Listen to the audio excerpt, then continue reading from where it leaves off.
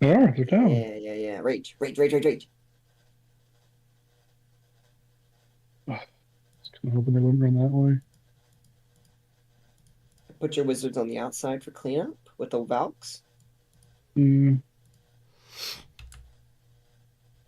I was really hoping they were going to rage into the clan hall. Sorry, just give it a second. Every wizards help out. Drop more. Damn, I'm broke again. I don't know where to drop them though, because all the ones are dead. I would drop them all and see if you can snipe that town hall. Yep, you got it. That's what Oh, I I'm don't know what trying those. to There you go. You got do. the Damn, town I'm hall. gonna get it. Nope. Oh, those Teslas got range. Yeah. I got one though. I would probably done an air attack on this base. What are your dragon level? Max. I just don't like dragons either. Oh, I just run dragons until Town Hall 11. I don't know. Dragons to me are annoying because they just fuck off. Yeah, but they're big, and if you kill the air defenses with the lightning spell, it's just easy. Yeah, both of them are max level. My lightning and dragons are max. I make the text bigger on the stock because I can't fucking read.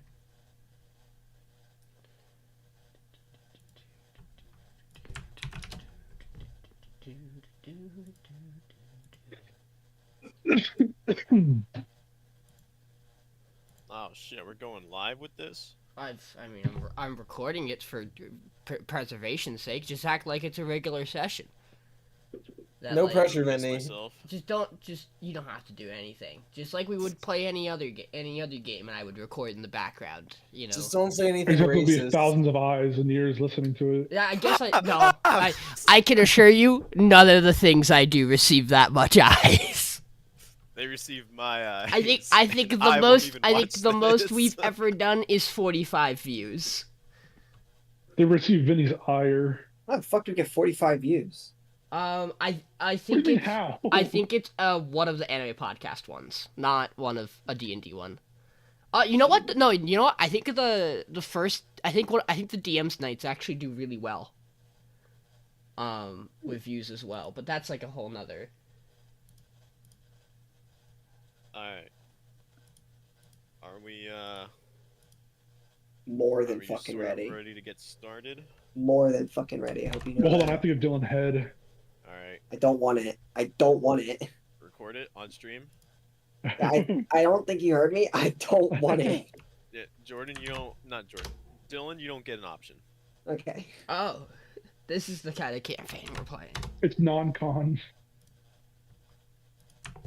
So, do we have any questions or things that we want to talk about before we start? No, I think if we did, you would have hammered them home with me beforehand. I feel pretty. I am gonna share something, Vinny. I did find your Reddit post. My what? I was able to track the Reddit post. Vinny, you posted on Reddit? Did you get any good karma from it? What'd you post? He I had just asked a question about a character in the setting. In the setting, and I'm like, is there more information on this guy, or do I gotta come up with it? And the general consensus was, you get a brief description on what this guy did, and then you gotta come up with the rest. And I'm Okay, like, all maybe right. not that one. Have you made multiple Reddit posts about this campaign? I've asked that question twice over between like 6-month periods, so like, yeah. Because I'm referring to the one directly where you were worried about me playing a bugbear. Oh. That one I found. I forget raking that one. That's You that was a went long on the time subreddit, ago. Am I the Asshole? No. I player in D&D. Am I the asshole? Yeah. I planned to kill my entire party. I plan on killing him and telling him he can't play bugbears. Oh, same. No, but I'm good to go. All right. Same. Cool. So let's just start out. I know you guys say, like, in your backstories that you met up, but, like, how would you two, like... Let's talk about how you guys met up. Let's just make that cemented. Fucking, let's just talk about it. Let's talk me through it. How do you guys know each other? I mean, you. Why are you friends and traveling with each I mean, in your last write up on my notes, you mentioned that you had put the idea in that we cross paths as travelers. Right. I'm comfortable with that if that's what we want to do. If that makes it easier. Because Dylan and I didn't necessarily talk too much about it, but Well, let's just use this as time to talk about it. sure. So I met Sean traveling. I reached the town of Voros, and I met Sean traveling towards Montelacy. Montelancy, yeah. Lancy. Oh, I have Lacey right here. All right, I'll change that. Is it Montelacy. Lacy or is it Lancy? Lacey. Let me check the map. Lancy. Lancy, okay. Oh, I just forgot the N. Montelancy. There's no E at the end of this, but that's fine. I changed that quick. And basically we made for what I know, we made small talk. I found out we were both orphaned children. And we wanted to do more like expand on our own skill sets, whether that is through the what's the mercenary guard called out of this area, out of Voros. So there's is that part of Castle, or which faction is that a part of Voros? I know what you're talking about. It's the gold. Nope, not that one. Is I it have to zoom in on the map. Charnalt Kingdom? The Chernalt Kingdom, yeah. So That's what we're in. So they're mercenary. We were interested in it, but we weren't hired. I don't believe because of my issue. Basically, the Chernalt Kingdom they have knights, and they their whole thing is they have knights of the land, and protecting their lands, and they're separated into 4 groups.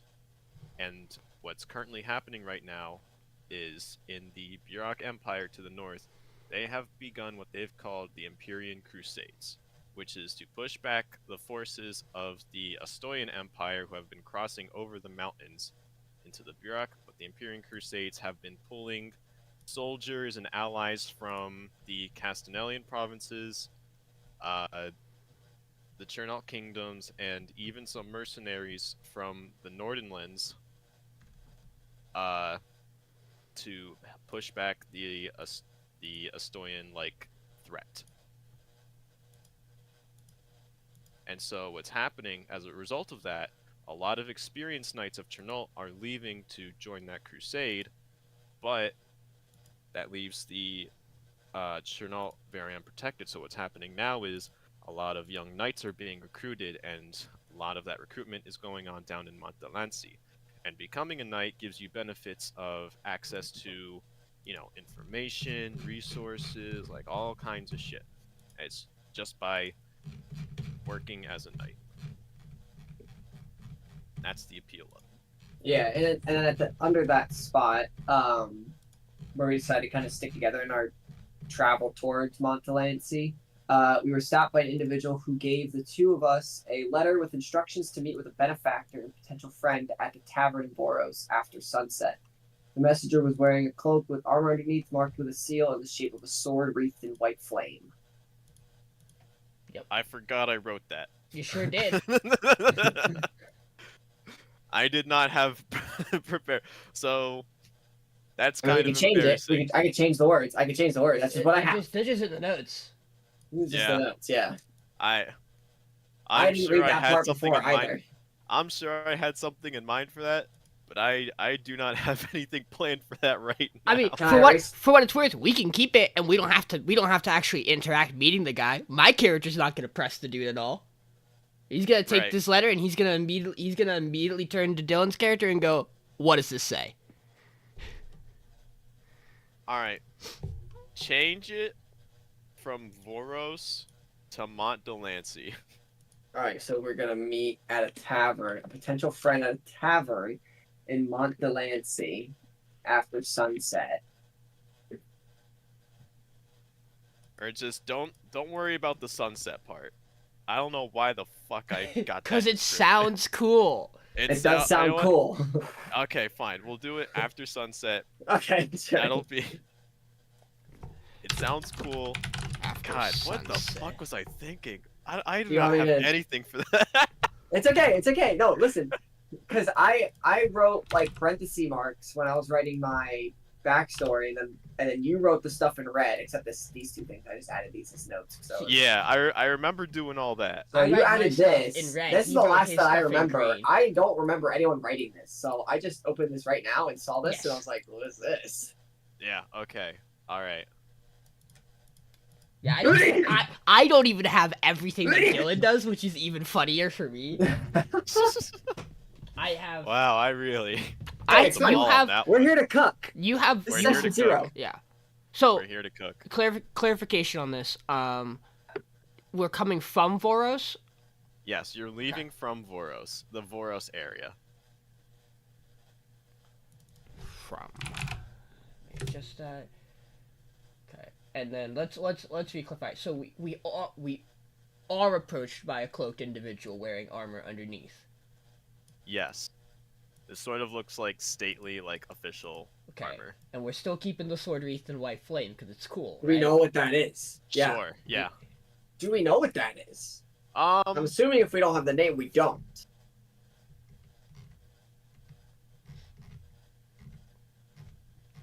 Pinzeo, make me a history check.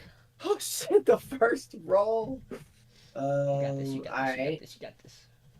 History. I'm good at history. Yeah, you're the In smart character, one. baby. You're the smart one. Oh, 11. You understand that this has something like just through association, just like of like your mom and dad used to have like conversations in the past, like in the rare occasion that would happen when your dad would come home. You remember it being something to have to do with like the throne, like it's associated with the Chernault throne, like directly in some way, but you just don't remember how. Okay. Sounds good to me. That's good because I know jack shit about the Chernobyl Kingdom. Sean or his character? Yes, All right. Very good. because you gotta remember I came from northern mountains. Not really northern mountains, but like The ones on the edge of Astoria. yeah. Yeah. So, then I went through Grove Maze to get down to Khann, and then towards Varos. So like, anything I would have learned about the Chernobyl Kingdom would have been through word of mouth, and that would have most likely have not stuck too well in the good old noggin. Right. So, we're just looking at my map real quick. From Voros to Mont Delancey, that looks to be a couple of days. And I would say in the letter, it would also give some detail as to an event going on, a sort of recruiting event, to where more than usual, like a lot of squires are being taken in as knights as part of this grand like event to bring more knights back into the Chernault Kingdom and to reestablish the security of the kingdom. Word. And so you have an idea, and so you know that is going on down in Mont Delancey. So there Alright. should be a lot of people heading there too. Are we just on foot? Yeah, you're on foot right now. Oh my god, how long is that gonna take? I believe so. When I did Tanner and Mike's session, I had them start all the way up in Vollendorf, and I believe that was almost a 4-5 day travel for them. So you guys are probably looking at the 4 to 3 day travel. Okay. So it's not too bad. I mean, maybe for this puny little lizard man. Hey! How tall are you? Yeah, this is fun. Yeah, let me run through this real quick. Yeah, let's describe your characters. Yeah, so Gorruk is where do I have it? I have it somewhere. Oh, I don't. Yeah, here we go. So, one, I guess I can post it. I have the art. Do, do, do, do, do.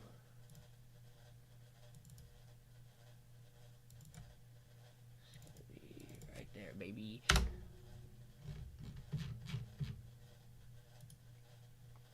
Okay. So Gorruk is around you. He is probably since you've met him, he's probably kind of slouched. He very rarely stands up straight, but slouched, he's probably 6'2". And like it is apparent by looking at him that like he kind of hunches his shoulders a little. Like he's a little compressed like towards the bottom. Like he's not fully stretched out. I think with your intellect in particular, you would probably be able to figure out that if he were to stand full up, he'd be 6'8". He's got some scars across his face and his chest. But otherwise he wears some nice green clothes and a little bit of armor. That seem to allow for a little bit more mobility, than one might expect. Of someone of his stature. You got a weapon? He does. He carries a glaive on his back. And also he has. I think he has it. Let me make sure. Did I actually, or do I not? No, he just has the glaive. Wait, what class are you? I thought you were a ranger. No, other campaign. They're thinking the other campaign. This boy's a fighter. Oh, that's right. This boy's a fighter. Big old beefy fighter. He's got a glaive, and you notice that at his side he also has like a net that you would use in like kind of like street combat. And from the bit that we would have exchanged about each other, you would have learned that Gorruk kind of made a little bit of a living in Khann. Not by doing any kind of like large sanction fights, because that's not as so much a thing, but basically he got into Khann, and he found like the tavern that would kind of let him stay, so long as he behaved and helped out here or there. And then just every once in a while he had a couple of encounters with people on the street who were like, hey, you, like, and they would cause a ruckus, and eventually those would turn into like relatively peaceful, like kind of like people crowd around and watch a little bit of like fights in the street. And as long as nothing got out of hand, the guards didn't do too much on that. Were you kind of like security at that tavern? I would say that's probably one of the roles he filled. Yeah. But like, so he did a little bit of like street fighting that was more of like, people would come at him and he would just kind of like avoid them and like hit them with like the blunt end of his glaive. Much more like maneuvering around and kind of like making a mockery of people, not intentional, mind you, because he's just trying not to hurt people. A little bit of a gentle giant. Okay. Kind of last big thing. Last two things. He's got a nice little blue earring he wears, trying to appear a little more personable, a little more civilized with the blue earring. And then he leaves his left side uncovered, because on his upper left shoulder, there's this. It isn't super apparent right away, but if you look closely, you can see there's this mark of a chalice that's being held in two hands. Not that it's like, it's not like it's burned or etched into his skin, almost like it's like an effect that's like hovering over his skin. I would imagine you might know what that symbol is. Can I make a Arcana check or something? It would be religion, right, Vinny? Yeah, make a religion check. Oh, I'm also proficient in that. Let's go. Intelligence character. Intelligence. Oh shit, 23. Oh yeah. Yeah, you know that this is a marking of the Archseraph of Mercy. I don't have it in front of me right now. What did you just say? Miklas? Miklas, yes. The Arch Seraph of Mercy. Nicholas. Miklas. Miklas. M-I-K-L-A-S. Miklas. Yep. Mikleas. A. Alright. Alright. And I know anything more about that? You know that she is a She. Arch-Seraph. It's Okay. celestial being, existing force among the upper cosmos. Her main tenet is mercy, but she is also about protection, forgiveness, like second chance, just like overall, just ensuring that there is she mostly maintains the balance of good in the world. Is Arch-Seraph... Okay, so it's not a real walking entity on the prime-material plane, something above that? So this would be the right hand of the god of mercy, of the old god of mercy. Mhm. The gods have disappeared as of a mysterious supernatural event that no one has truly been able to figure out. And so in their place, the Arch-Seraphs have sort of been holding up their position to try and maintain the cosmic order of things. My question then, what I'm trying to clarify on is Miklas a mortal woman? Or, is a demigod a better term? Demigod would be a better term. Okay. But imagine, the most powerful a demigod could be before they're an actual god. Got it. Okay. And if we want to get into it, I imagine just with your base knowledge in religion, you would understand the dynamic between bugbears and Tormach, who's the archdemon of wrath. Do you want me to go into it, Vinny, or do you want to go into it, Claire? Yes, you go into it because I have other things right now, and I don't have the other stuff. Yeah. So so Tormach also goes by some names as Tormach. Mach. I almost had that right. Yeah, Alright, go ahead. he goes by other names such as Manslayer, Marauder, and he took over the domain of the war god Malignant. He is a source of strength for evil-aligned warriors, but he does not provide strategy and wisdom, just mindless butchery and violence. And Tormach has on numerous occasions failed to defeat Miklas. So they are they are opposed foes immensely. Yeah. And the idea is that bugbears are cursed by Tormach to just have this unending, blinding rage and brutality and butchery. So Gorruk's existence is very odd in that he does not immediately jump to that, which sends different kind of red flags and worries to people of how does a bugbear act civilized and get to these cities when what they are known for is this curse from Tormach. And so what you are seeing is a bugbear who is supposed to be cursed by Tormach, but instead is walking around with a visible blessing of Miklas. Okay. Sounds good to me. And you and I could get it in, and our characters can get into that conversation in a different point, but you get a feeling you might have an idea of where the orphaned, idea comes from this man.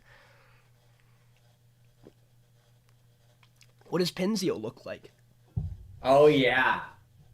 All right, so Lizard. Pinzeo Jademaw, just to get an idea, he is about a 5 foot 4 inches, standing fully upright. But he also kind of hunches, but because he's holding a massive book. Mhm. So he's holding this giant book with golden, metallic gilded etchings across it. The spine of it itself, this book has to weigh 10, 15 pounds at least. And he clutches it close to his chest nonstop. Whenever he walks around, he is holding onto this book. it's also like one of those books that are like it's pretty thick, and you can see like the pages within it are very worn out, like almost that dark brownish color as like pages wear over time. But he is a green-skinned lizard folk. But there's two noticeable features on his face that you can see. On his right eye, there is almost like a blotch of pink, like a scaleless pink that goes across the both sides, like upper and bottom of his right eye, that kind of like streaks out. And like from a distance, it might kind of look like he has like eye makeup on, but it's actually just like a splotch of scaleless skin on him. On the left side of his face as well, when he kind of like talks and smiles, you can see there's one tooth, kind of like the front canine on the left side, that is completely made of jade. He is a very like nimble and lanky. He's wearing like green, kind of like bluish green robes. They kind of just look like clothes, like nothing crazy. But he's just wearing like a large cloak over top of all of that to try and like hide his stature. Like from initial stance, he looks like he's a lot bigger than he is because he's wearing a lot of clothes. Initially, when we would have talked, he probably would have been very like wary of like strangers, especially not that you're terrifying looking, but to him you're terrifying looking. So unless you would have like started a conversation, he probably would not have interacted much. But now that you're kind of on the same level, he would probably talk your head off. So he probably would have told you a couple things. One, that this book is the reason he's out here. He might have opened it and tried to show you a couple of the pages on it, but all the pages are blank. Does he act like the pages are blank, or does he act like there's stuff on them? It looks like he can read what's on it. Okay. Like he'll literally like go like with his finger down one of like the lines and read to you what it says. And there's like random stuff in this book. Like there's stuff about like a random basement in a Chernobyl like bank that has like a vault of something, like nothing you've never heard about, like just random out there stories. Yeah.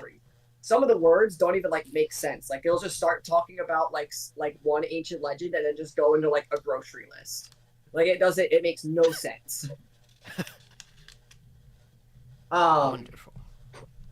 But yeah, he would be reading that to you.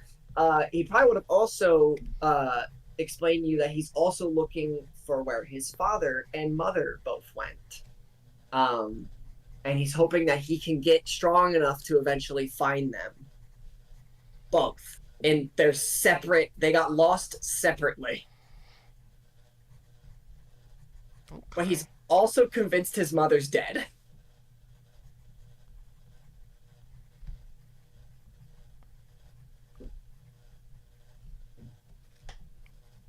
Okay. I think when we shared that conversation, Gorruk would have shared a little would have probably feeling like he was obligated to would have explained his situation with his parents, which is that he lost his mother when he was young, very young, before he would have got the mark of Miklos. So back kind of when it was all rage and brutality and attacks, kind of in that set of that mountain range, north of the Grove Maze, where like his family just attacked travelers, adventurers, knights, and at some point his mother would have died. He doesn't have a lot of memories of her.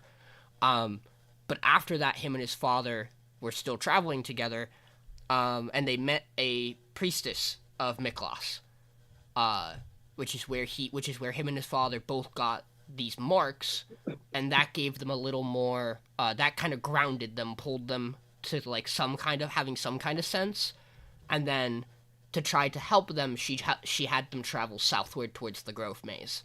And in the Grove Maze, he would have lost his father, and the priestess in an encounter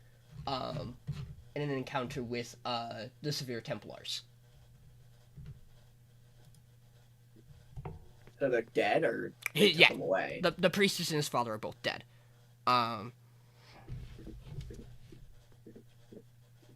It was the what Templars? Severe Templars, the Night Order. Just for your guys' context, the 4 Knight Orders are the Severe Templars. Oh, wait. Sorry. 4 Knight Orders. We have a document on this, Dylan. Yeah, but I gotta write it for myself. Yeah. That's how I remember. Go ahead. It's the Severe Templars, the Errants of the Grove, Errants, The Wind- Errants. Okay, got it. the Wind Riders, and the Vermeil Guard. Vermeil Guard, yes. Vermeil. The best guard, go for now. That sounds biased. Alright. I'm with it. Yeah, and that's probably as deep as he would have gone into it with you for now. Okay. Anything else? Anything else you got that you want to talk about, Dylan? Pinzeo?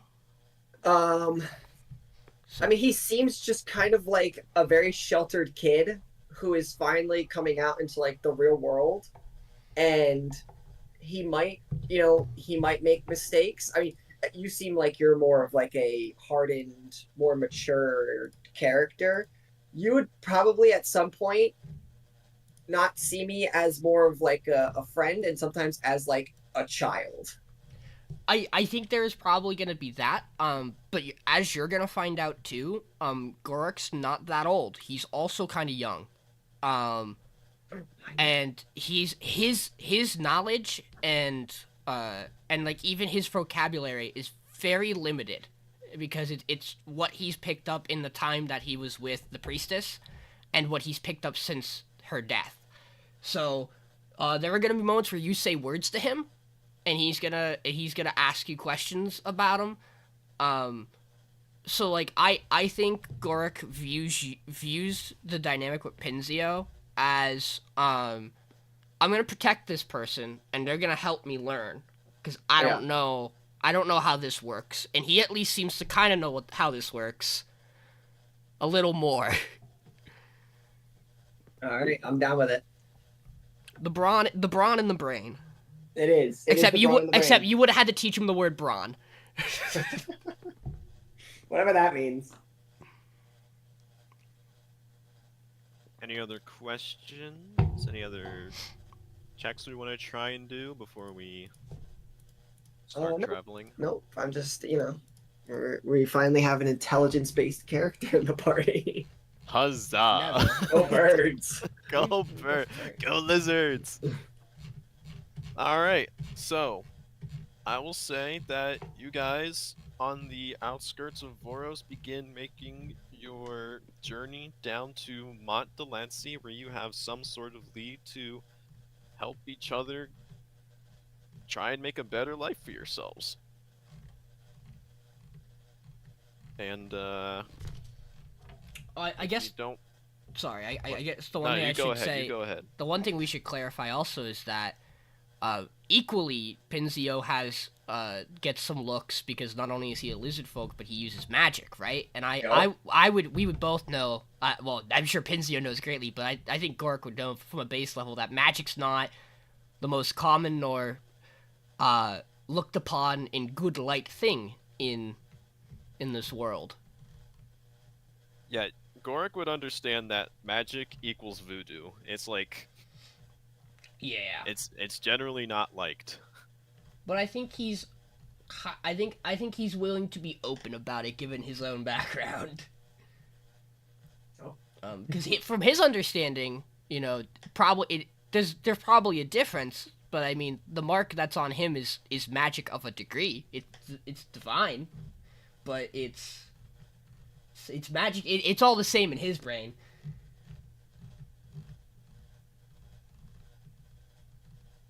Yeah, I figured we'd at least talk about that too, so that it's out in the open. It is something to think about. So, as we travel on this first day, is there anything in particular you guys want to do while you travel? I would travel normally. All right. I think Gork just, from his experience, he likes to try to keep an eye out for, we are expecting a lot of people to be heading to Mont Delancey. I think he would be trying to help him and Pinzeo get there with the least amount of altercations. All Just right. trying to pick up on where people are gonna be ahead of time and try to avoid them. All right. So if that's sort of like the role you want, do you mind making me either then a survival or perception check Yeah, to try and avoid like the, because I imagine you if you're saying that, then you want to try and Yes. avoid like the main like roads down. I gotta get my dice box out because I can roll real dice. Unlike other campaign where I roll online dice. So you said survival or Perception. oh Yeah, we'll just say that. we're doing the survival, all right, baby. 16. 16. I will Billy, say that. what the fuck is Mittens doing? She takes in the laser pointer. Jesus. So 16. So 16. You notice a cat chasing a laser point. God damn, what is that? No, so I'll say with a 16, you're able to, like, you acknowledge the main road that would take you south to Mont Delancey.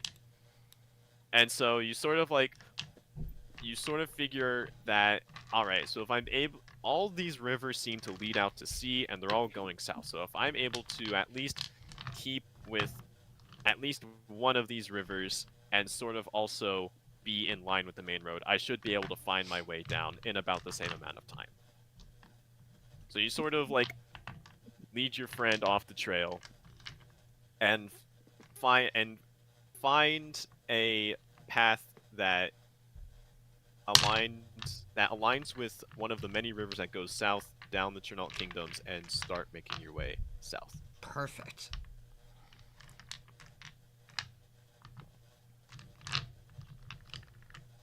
I guess I had a question. Where's Pinzeo? Like, do I have an idea of like the general area you're from? Are you like normal? Are you from around Voros originally, or Yeah, are you like okay? South by I think just outside of Boros. I think south Yeah, of you would Boros. have you lived like west outside of Voros. Oh, okay. Okay. So still uncharted territory for both of us here. Yes. I have never really left the town. Like this is. I'm like, I don't know what the fuck I am every time.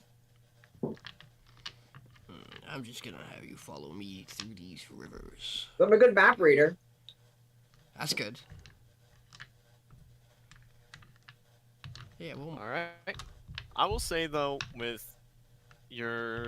on your first day, you're able to begin your path down to Mont Delancey, and it's a nice day. There's nothing inherently wrong. You don't come across anybody new. It's just an easy, sort of boring day of travel. And so I would ask for both of you to make me survival checks to find a place for you to camp out for the night. 9. A 9. A 9. You want me to roll too? Yeah. Yes. Which check was that? Survival? Survival. 8. 9 and an 8. So, Together. sort of in uncharted territory, new territory for the both of you. You guys aren't familiar with the Chernault lands too much, and so you kind of just settle with this sort of rough area beside the riverbed, and you're kind of like out in the open. You're not really too covered, but you just sort of decide this place here is fine, and you just set up your camp. I will use Firebolt to start a little fire. I just Alright. kind of we put the sticks together, just flick at the flame, and I make a little firebolt. You set up your sticks into like into some sort of like constructed like structure, small construction structure that would hold fire, and you shoot a firebolt and it blasts the sticks almost completely over, and now you sort of just have like this fire just started on the ground, burning from almost I was nothing. saying, I'm trying to put the sticks back up. You're trying to put the sticks over the fire you started Yep. on the ground. Yep. Kind of like throw them in there. I mean, we are in nature. Anywhere's the fire pit at this point. All right. Does Gorruk do anything before the night comes? No, probably not. Just we're making our way there. All right. Do you guys, as night comes, do you guys do watches or anything like that? I mean, I probably would watch for a little bit. Just so we can get our rest in. Yeah, and then if Pinzeo makes an effort to wake Gorruk up, he'll take a watch, sure. Okay. So Pinzeo makes the first watch at night. Make me a perception check. 12. 12. At night, it's pretty boring.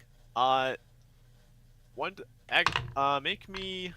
Actually, both of you know this. In the lands of Chernobyl, there are the mists, and the mists are sort of this supernatural weather phenomena that, when they come in, it tends to get people lost. But not just that, it also seems to bring in denizens of the Feywild. Okay. And so, when the mists show up, people tend to get superstitious or scared in the following days, as new creatures tend to make their way into the material plane. So it's something for everyone to sort of be wary about. Not always bad things, but definitely things that are not natural to the world. So, the mists begin to roll in tonight. And with the 12, you don't really notice anything come in around you. You're just sort of surrounded by this silvery mist that's sort of hard to see through. Okay, what if I cast dancing lights with my as a cantrip? With dancing lights, you illuminate the area around you. Does it remove the mist? It does not seem to remove the mist. I think what I would do is I would cast dancing lights, and the range on it's 120 feet. I would have all the lights circling a point 120 feet away from me. Okay. Just in case if someone sees light in the mist, they'll go over there and stay away from me. Alright. So, you've illuminated a 120-foot area around you. And you have these... Sorry. Like, the lights themselves shed a 10-foot radius of light. I want to put the lights all 120 feet away from me. Oh, okay. And how many lights are there? 4. 4. So you have these, like, these four bright lights sort of, like, cornered around your camp, 120 feet away from you. And you can't tell... You can't directly see them, but you can see the glow that would come from their light, like from a distance. Yeah. It's still hard to tell what And then they if anything would walks be. in front of it, I would see it pass through. Okay. So you set these up, and aside from like the slight outline that you kind of see the trees through, nothing really seems to alert you. Okay. Yeah, then I'll wake Gorruk up halfway through the night. Hey, I'm tired. I'm gonna go to sleep. What's that light? It's I made it. Here, and I snap my fingers and all the lights turn off. Gorruk, you wake up in Turned off the sun. in the mist, Yeah. And you sort of have like this illumination that's coming from far off, and then it just gets dark. This Pinzeo snaps his fingers. I don't like it here. It's okay. Just keep a good eye out and wake me up if anything happens. Good night. Okay. Gorruk will kind of stretch his whole body out, just get really long, and then kind of like probably like take a little post and just kind of crouch and just keep his eyes peeled for the rest of the watch. Make me a perception check. I rolled a natural 20. You rolled a nat 20. Total of 21. All right. They're not gonna get through me, boy. First nat 20. Where the fuck is my d20?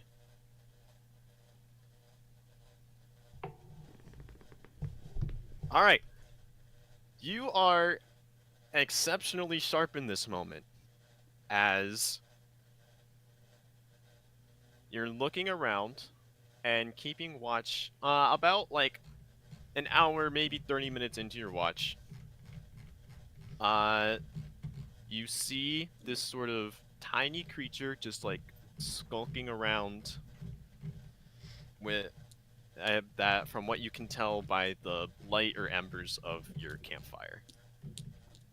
Or even if you have dark vision, you would be able to notice this. I do have dark vision. And he's sort of just like shyly just like keeping his distance, but also just like watching you. I don't like it. As long as he keeps his distance, Gorruk won't mess with it. But if it gets too close, he's gonna try to say he'll swing at it. He's not afraid. He'll start something. Okay.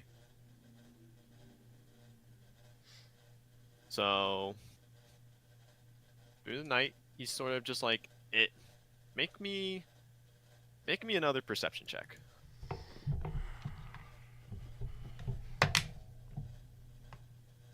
That one's a 10. That Half one's a is 10. good. Okay. So as the night goes on, you sort of just like nothing's really you're still surrounded by the mist. You're aware of this tiny creature, but like at some point you lose sight of it. And you're not quite sure where it went. But you're also certain that it hasn't gotten closer to you. That's fine. You just don't know where it is now.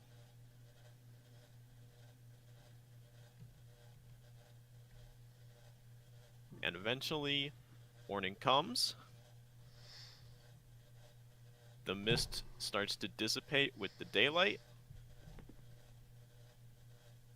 And you seem to have a clear day ahead of you. Pinzeo, there was a small thing in the mist last night. Small thing. Anything else? Maybe my book has something about it. Maybe. I could see it really well, and then all of a sudden, it was just gone. But I knew it wasn't near us. But it was gone. Let me see what I have on the mists here. And Pinzeo will open up his book and start reading. And he'll just like flip through really fast. And he's like, the mists.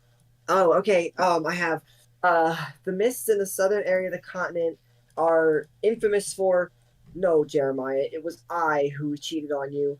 There was nothing at fault. 4 eggs. 13 turkeys. I'm not really getting anywhere with this. 13 turkeys? That's a lot of turkeys. That is a lot of turkeys. Now I want turkey. Do we have any turkey? I checked my bag.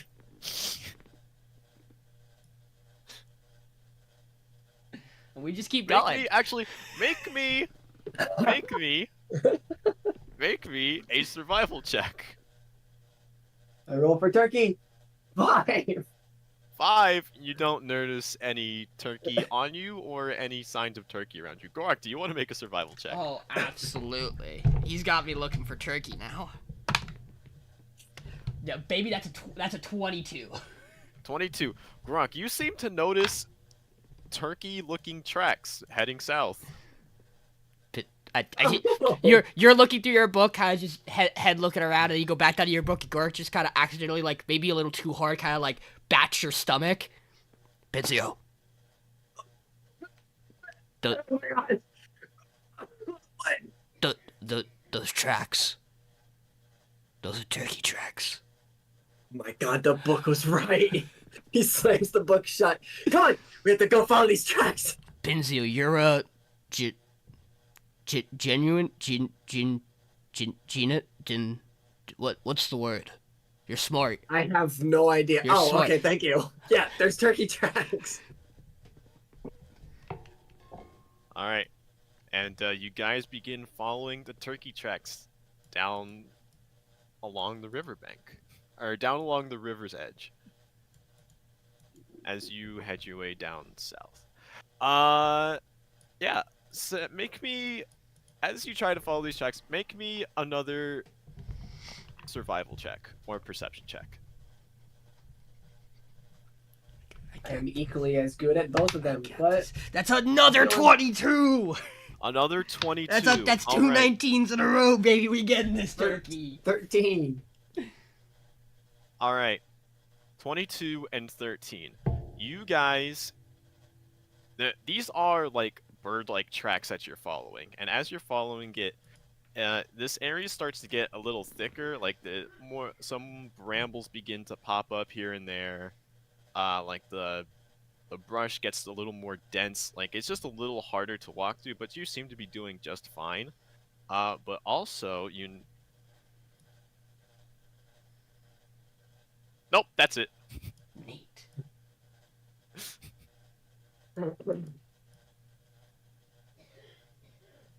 Anything you do while you follow these tracks? Oh, I'm going for him. I'm right behind Gorruk. I'm just creeping behind him. You guys are running and running and running. And you guys start to come across a bramble patch. And I will need either acrobatics or dexterity checks from the both of you. It'll be I am dexterous. 15. 15.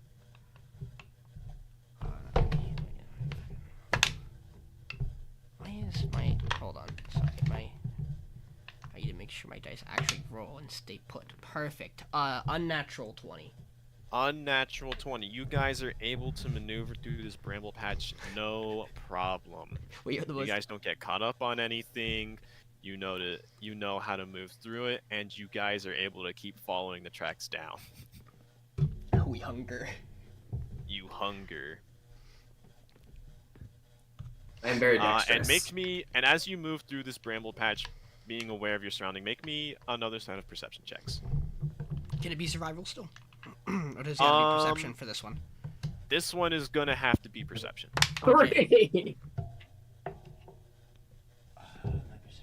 14. 14. What was yours still? 3. Okay. I got us, don't worry. You guys are set on those bird tracks, man. And as you guys make your way through this bramble patch, the path begins to clear up again, and you find yourself back into a nicer section of the forest. But as the day comes close, you still don't find any turkey. Were we even going the right way? Do you have the map? I think we're lost. Check the map, and you look at the river you're following. You seem to be heading south down towards Montelancy. It's just the turkey trail has simply ended. Can turkeys swim? You can make me one last survival check to see if you notice the tracks. No, that's a 5. 16. And a 16.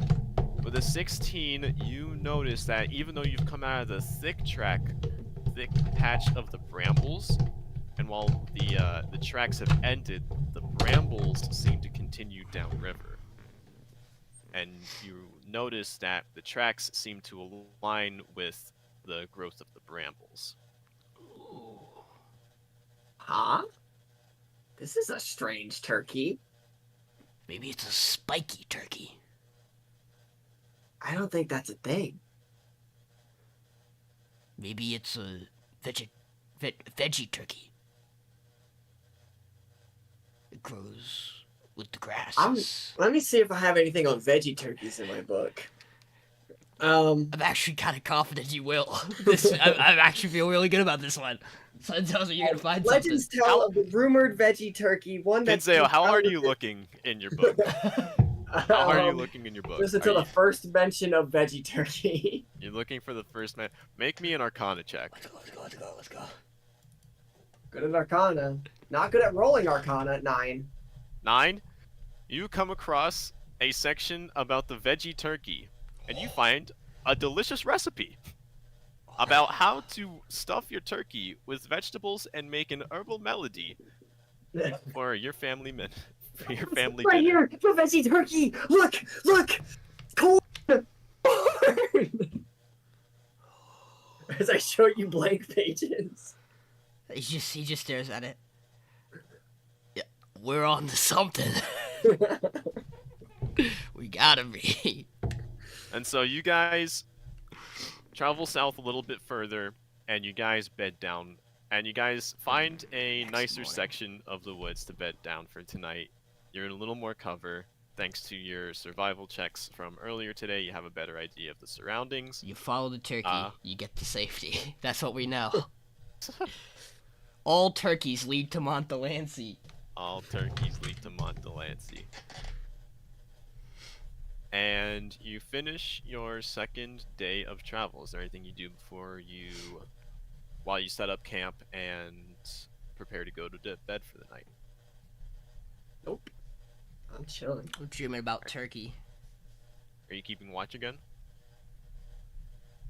Yeah, because I want to keep an eye out for. I'll take first watch. I want to keep an eye out to see if maybe any of the turkeys come near us.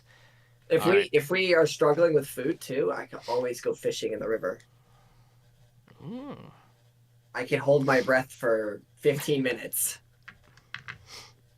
I'll say, if you want to do some fishing, we can do some fishing before night comes. Yeah, let's. Are we struggling with food? I would say you have enough rations to make it down to Montdelancey for now. Alright, then I won't bother. Okay. Yeah, I'll take the first watch. I'll take the first watch of the night. Alright, as night comes in, you take the first watch, Gorruk. Make me a perception check. But just as good as how I've been rolling, a 4. A 4?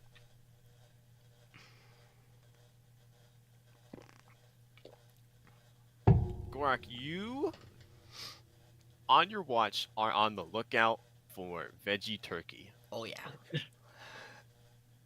And you fail to notice that there is a small creature that is rummaging through your bag.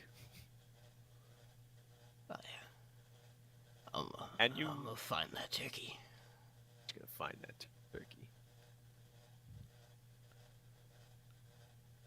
And eventually, this small creature is just gonna come over with a piece of your ration, and he's going to sit down at the fire next to you.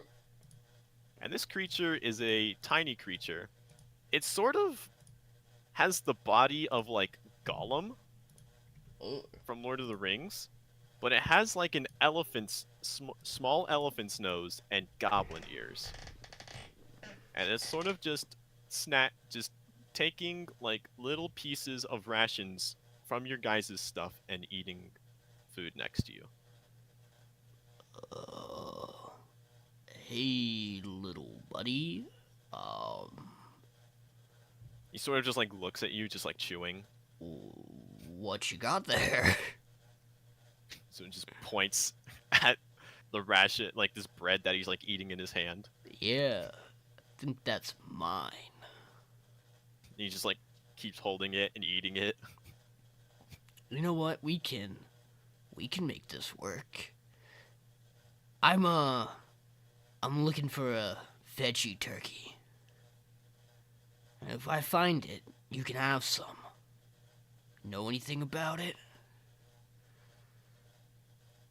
Let me make a roll for this guy. Let me make a. Oh my god, he's so smart.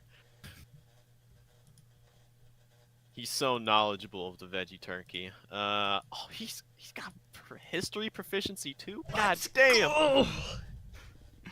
On the roll of a 22. He doesn't talk as he's chewing, but he does point downriver. He just keeps pointing down, and he, like in the dirt, he sort of just like scrapes like what looks to be like a area of where the turkey is. Gorruk doesn't get up, but he kind of just And like it seems to, and what he's scraping into is like this sort of. It doesn't. It looks to be on the other side of the river, and within like a sort of like grotto, where the trees sort of thin out, and there's a lot more, like flowers and stuff. But then he like brushes out the flowers and then just puts like spiky shapes there instead. Gorruk just kind of, without moving, he just kind of stretches his longer limbs over and just kind of nudges Pinzeo.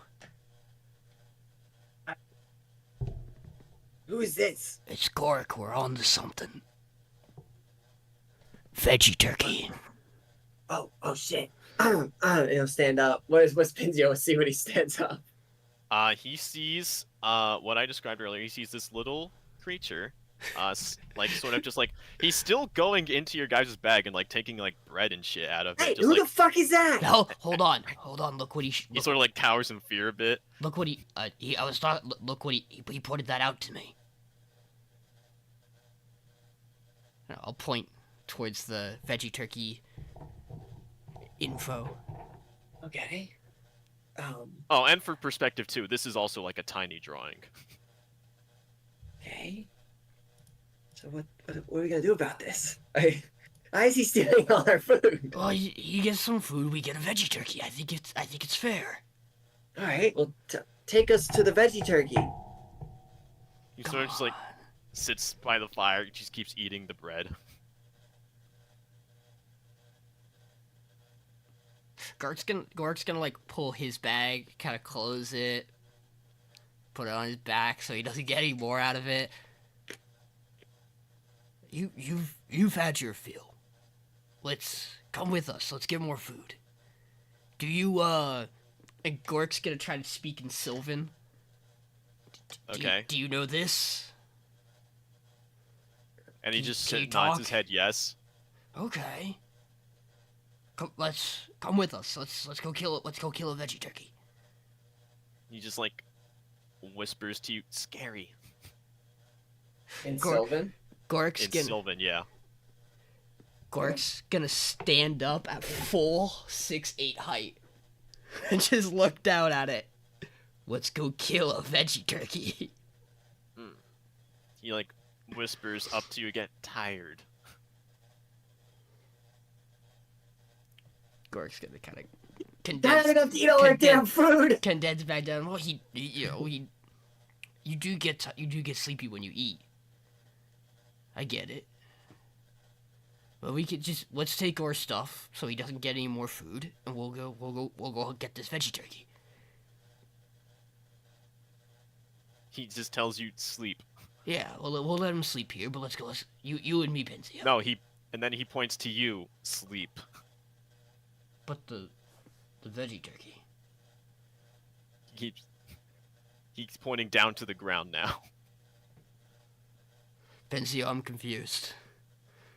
Yeah, I don't know why he's telling you to sleep. We sleep. Oh, he wants to go in the morning. He wants us to all sleep. And He's then- gonna take all our food. I've got my bag and I sleep on top of my bag. He's sort of like, hi. Okay.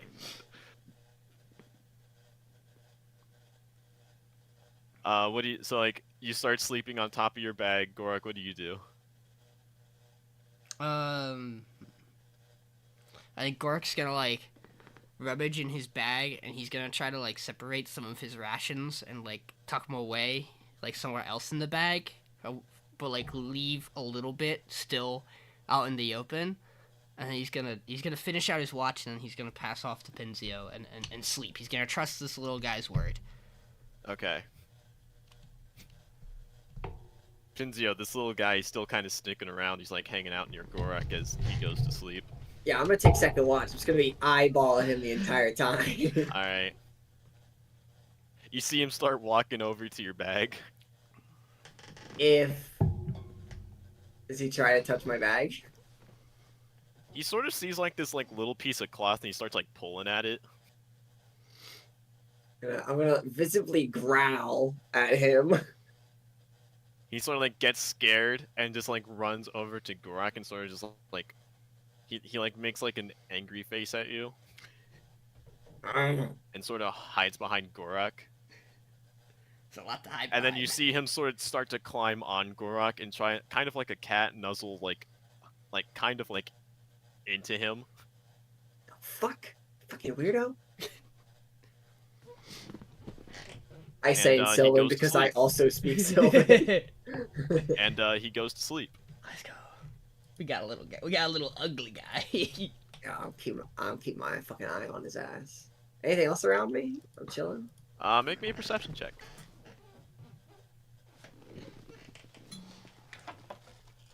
7. 7? So good. Just sound of nature around you. Pretty clear night tonight. Not much going on. Don't really notice too much.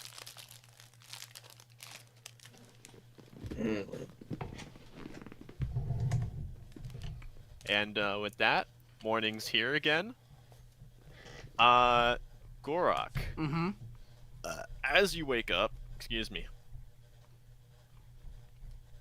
you feel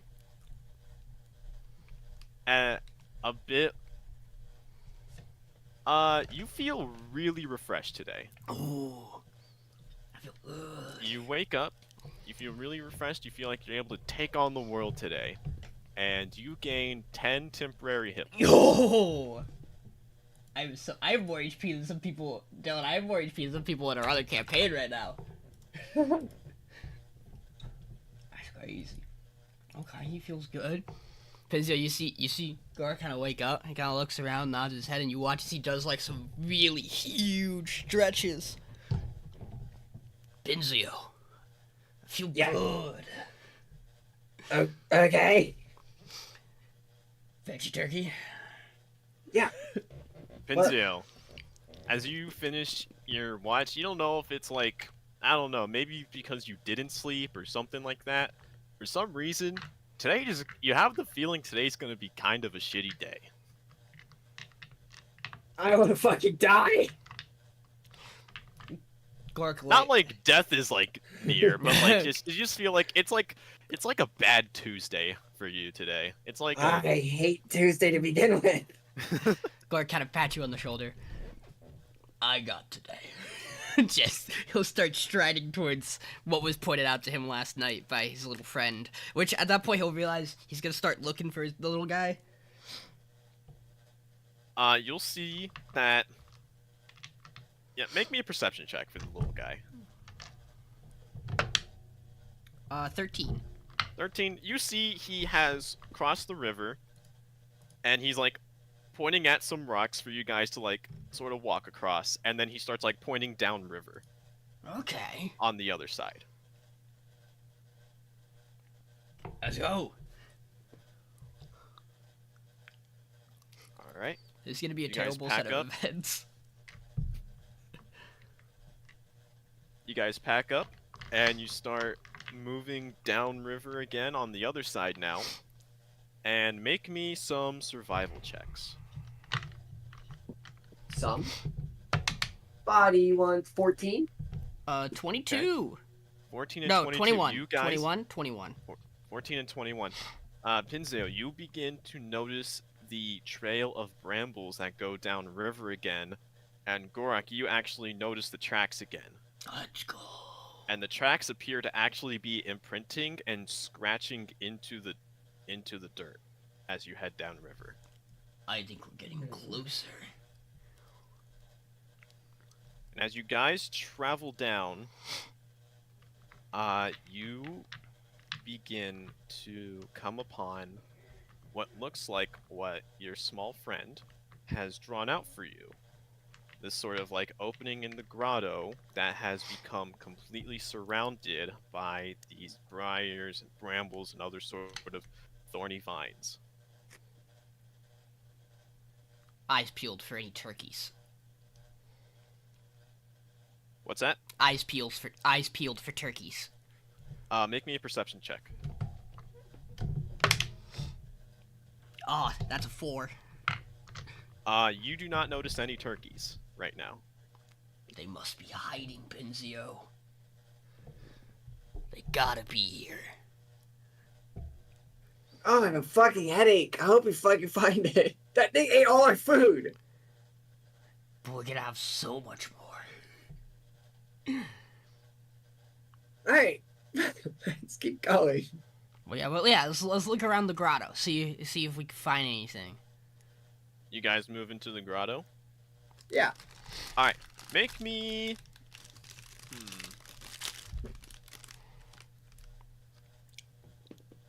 Make me survival checks again. So you try and move through basically this like build area of thorns and stuff. 14. 14? 7. Alright. Gorruk, you have a little bit of trouble moving through. You find yourself slowed down as you move through this. Pinzeo, you find yourself like sort of inside the start of the grotto now, like sort of at like the halfway mark from the center. Mhm. And Gorruk, you find yourself a bit behind him at the edge. Do you guys want to try and keep moving through it? Yeah. Looking around? Yeah, of course. Alright. Make me 2 more survival checks. Two, like, each of us 2? Both of you make 1 more. Alright. 17. 12. 17?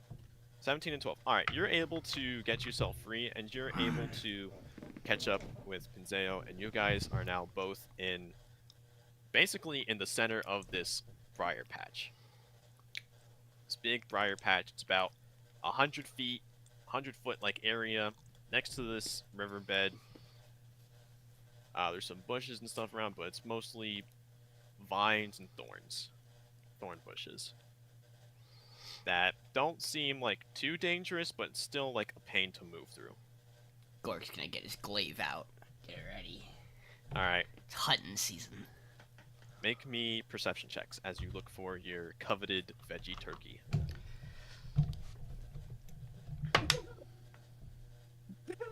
11. 3.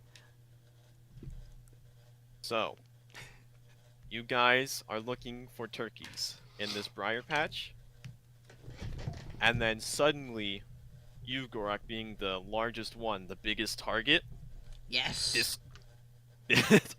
this avian creature jumps up from out of the thick of the briars and attacks you. Roll me initiative. Actually, Let's he's gonna make go. one Yep. surprise attack against you, and then That's we'll roll fine. for initiative. Oh my god! With advantage, does a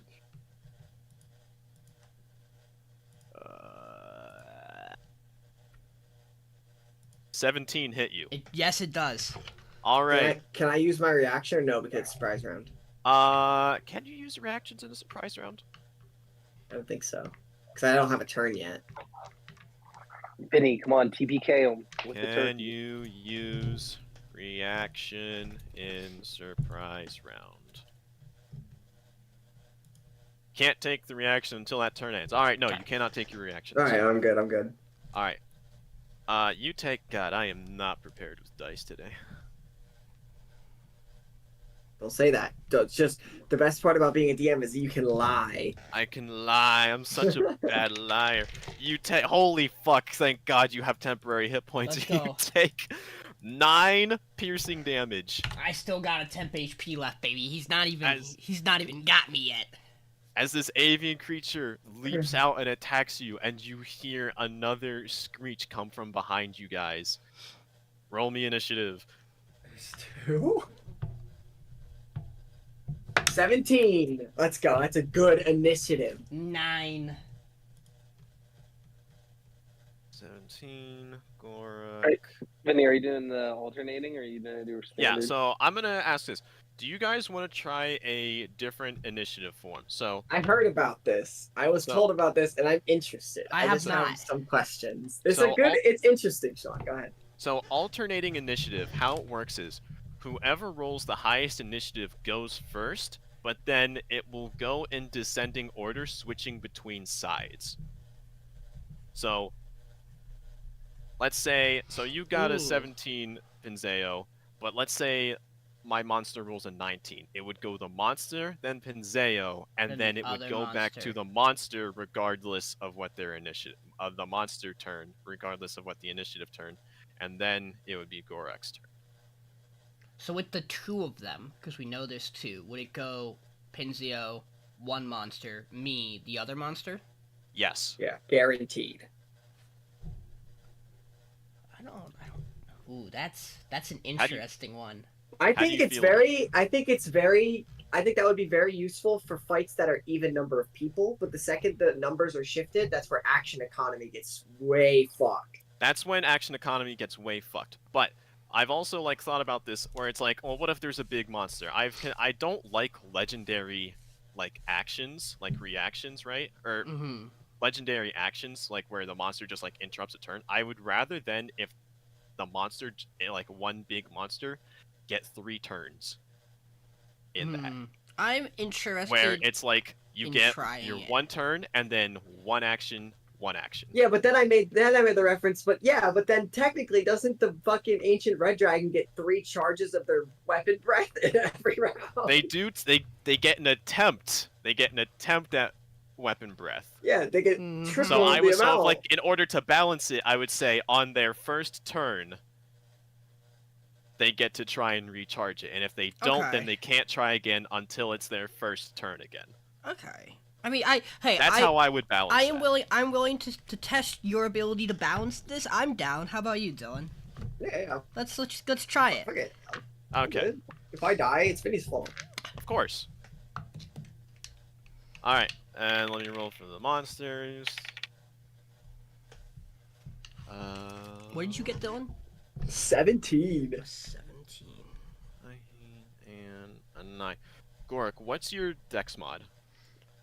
It is a +3. Wouldn't it not matter All right, if we're using Yeah, if this we're doing format? roll me a alternating. d20. I mean, did one of them beat Pinzeo? Because if we're doing alternating. One of them did beat Pinzeo, and one of them tied with you. Okay, so But that it would- would be that doesn't them. matter. Dex mod is the same. But they So would go roll out. me- They would go before me though, because we're alternating, right? So it'd be It doesn't- monster yeah, it doesn't matter Pinzeo, about monster me. ties. True. Very true. Yeah. Damn, he beat a 17? Yeah, man. Unlucky. Fuck. That's alright. So let me write this down. Number 1, Pinzeo, Jordan, don't drop shit in my house. and then Oh my god. Gorruk Oh 2, my god. and then Gorruk. All right. So the one that just attacked you, Sean, he's going to attack again. Yeah. Going to swipe at you with his claws. Does a 13 hit you? No, it does not. Right off the armor. This savage creature swipes at you. and it does not seem to hit. But as it emerges and its presence is shown, the briars begin to grow and thicken as this combat has begun. All right. So now It's now my turn. Pinzeo's turn. All right. So, where am I standing in relation to this veggie turkey? But there was a screen behind We'll say us that you're too, right? standing in some way behind Gorruk. So, can I turn around and see what the other screen was? Make me a perception check. Shit. I mean, it screamed out, right? Yeah, it did, but it's still hiding in the briars. 13? 13? Yeah, you are able to see that this other creature has emerged and is maneuvering its way through the briars towards you about 30 feet away. And if I try to move in these briars, is it slowing me down? You'll have to see. I'm gonna try and move to get on the side of Gorruk where I can just see the creature. Alright, make me a dexterity save. Natural 20. Natural 20, you're able to move no problem through these. You're able to...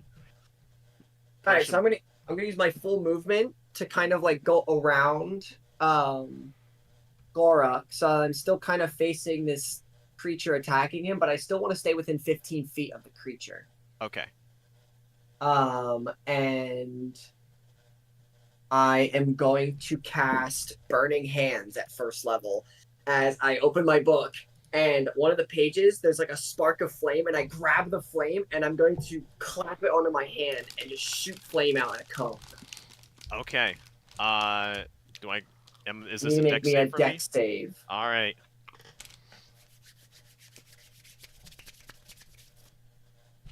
Does he have any special saves? Nope. How does a 7 sound? 7 fails. So he takes 3d6 fire.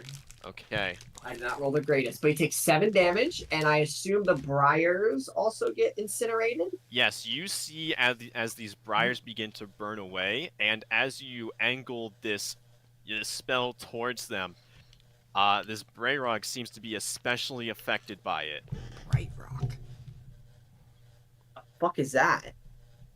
Got a picture? I'll get you a picture after the fight. Okay. And then, yeah, so I'm hoping that the fire can kind of like start clearing away and also act as kind of a barrier from that other creature that they kind of have to run around the fire now to get to me. But that will be my turn. It seems to clear the briars away. It doesn't seem to like create like the spread of fire. Yeah, okay. That's fine.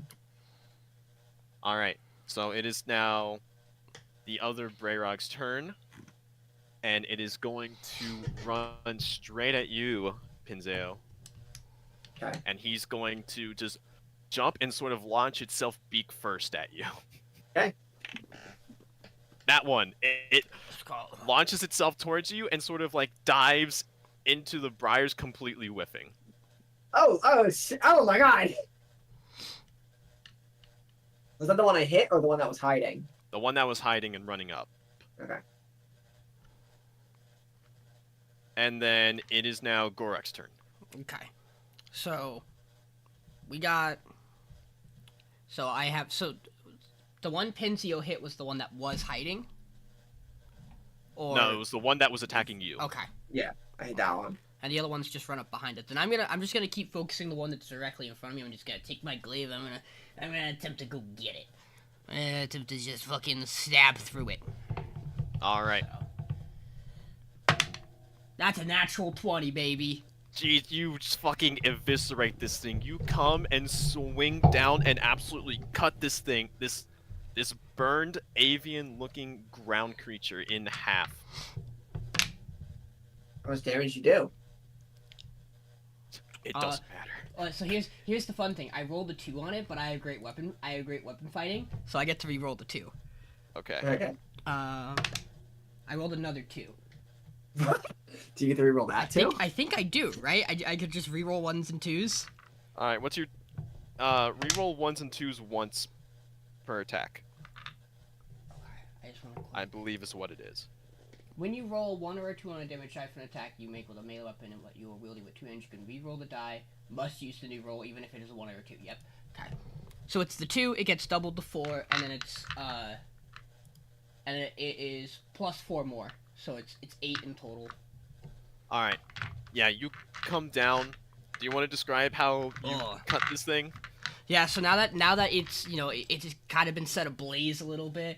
Gorruk just kind of twists his glaive and then spears straight up through its neck and just lifts it, kebabs it, and then just drops it to the ground and just turns and gets ready. He's gonna kind of move in between Pinzeo and the other monster and this other bird. Kind of just okay. Now with like a little bit of an energy rush. All right. So now that bird gets to go again. Yes, but before that, you hear 2 more of these avian screams coming from the distance. Shit! Pinzeo, we feast tonight.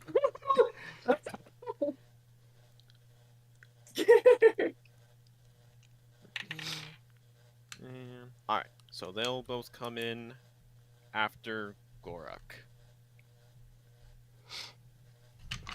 Okay, so we've gotten This guy's dead. Get away! Okay. Pinzeo, it's now your turn. It's not the other creature's turn? Because you have taken out the first monster at the top. Oh. It's now your turn. Alright, so I still see this creature in front of me. Yes. Is any other screams coming from that direction? They seem to be coming from the sides of you now.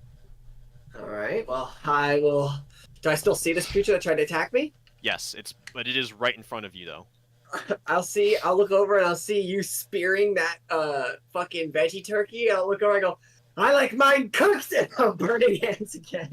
Alright. Dex saving throw from me. Nope. Natural 20. That's okay, that's okay. Just roll But I believe you still do damage. I think. I have my reaction, right? Yes. I'm gonna save it. Oh wait, no, that's it. I can't use it. Okay, burning hands cast. Yeah. 3d6, another 7 damage, so he takes 3, and then also clear more of the area. Alright. So you begin to notice that fire is extremely effective against these creatures. That's why we were able to absolutely destroy the other one. So you still basically do 7. That's neat. Yeah. And then as my bonus action, now that the area is kind of clear, I'll run up to him and I'm gonna bite him. I'm gonna bite him using my hungry jaw as bonus Alright. action. Make me an attack roll.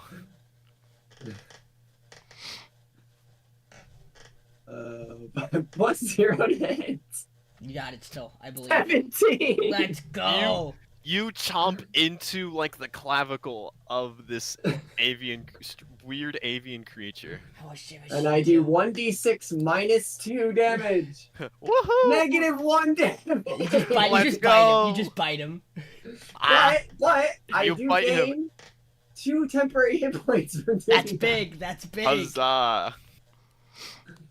Yeah, so you watch as like you put like this sort of what effectively turns into a nibble, but like the but the taste of blood bolsters you as you do this, as you try and bite into the shoulder, possibly even to the neck of this creature. And to that effect, it is now the Brayrog that you just attacked. It's its turn now, so it is going to swipe at you with its claws. That one. This guy sucks. That's his second one. It swings wide, completely thrown off that a humanoid creature just fucking bit it. And it's swinging wildly as it's in the It briar. didn't hurt at all. It didn't hurt at all. So, that brings it back to me. It's now your turn, Gorruk. Where we hear 2 more cries. Are they anywhere near us? They seem to be 30 feet away from you, on to like your left and your right.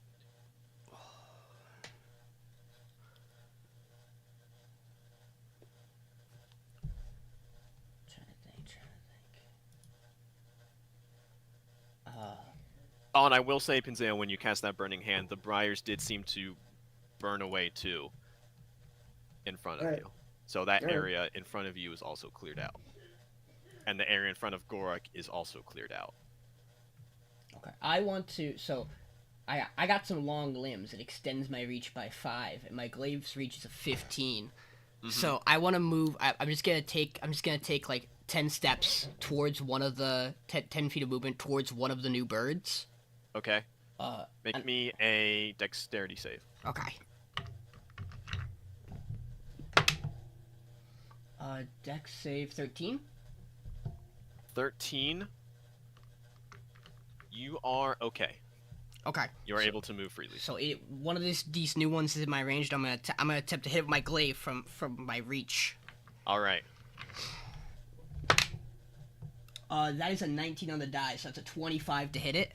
You hit it So hard. So I get to roll my d10.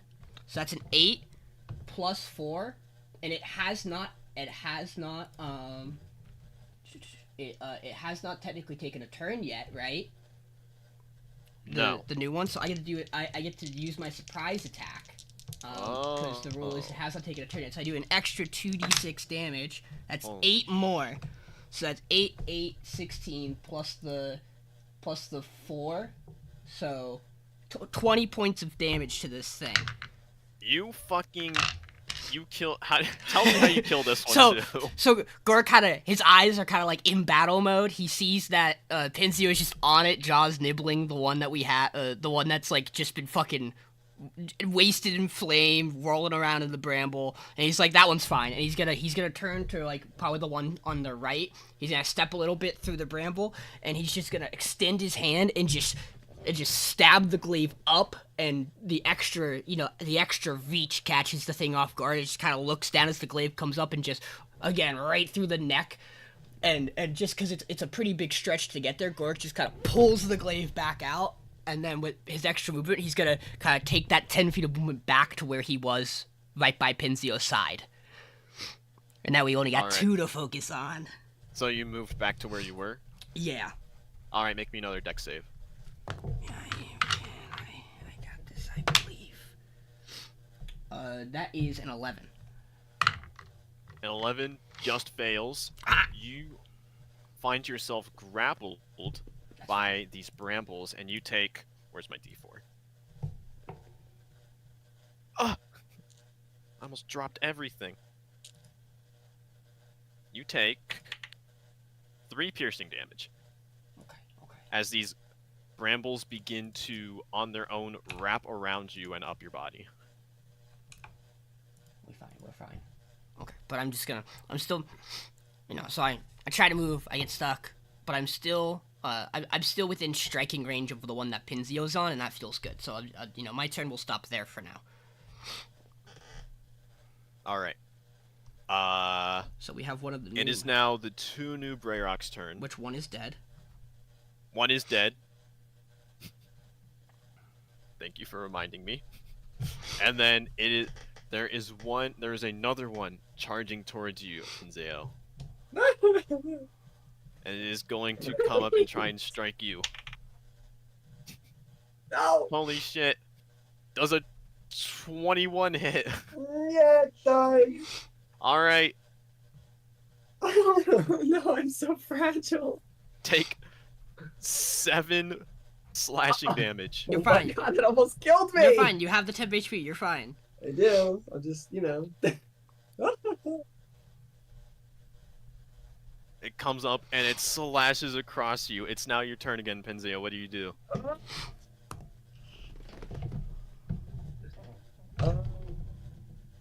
gonna try and firebolt the one I hit before. Alright. At disadvantage, I assume, because I'm in melee? Yes, because it's right in front of you. Why can't I change the... Oh, because that's the wrong one. I'm right-clicking. Disadvantage. Roll. 15. It hits. Oh, I didn't know you could do 5 that. points of fire damage to that one again. Alright. even Get with that away! disadvantage, it's sort of swinging and swiping at you, and this new one coming out of New Year and raking across your back. At this point, you're able to get this firebolt off, and you incinerate it where it stands. I'm gonna bite this other one. Okay. Bite attack. 10. Misses. Darn it. All right. That's not good. But now it goes back to me, right? Because we've killed the one that's between. Yep, you killed the one that comes after Pinzeo. Yeah, it's still so even in Bramble, it's still within my range. Yes, moved and 10 because you're away. grappled, you can make me a strength save to try and get out now, Okay. if you want. Oh yeah, I mean I might have. Fucking 13. You're able to get out from the bramble. You're able to rip yourself loose. Yeah, and I'm gonna hustle towards this new one. All right. Because most of the brambles around Pinzeo have been cleared. And I'm just gonna take a swing at this boy. That is unfortunately a natural 1. Aw, you come and swing Yeah. wide Too high. and miss entirely.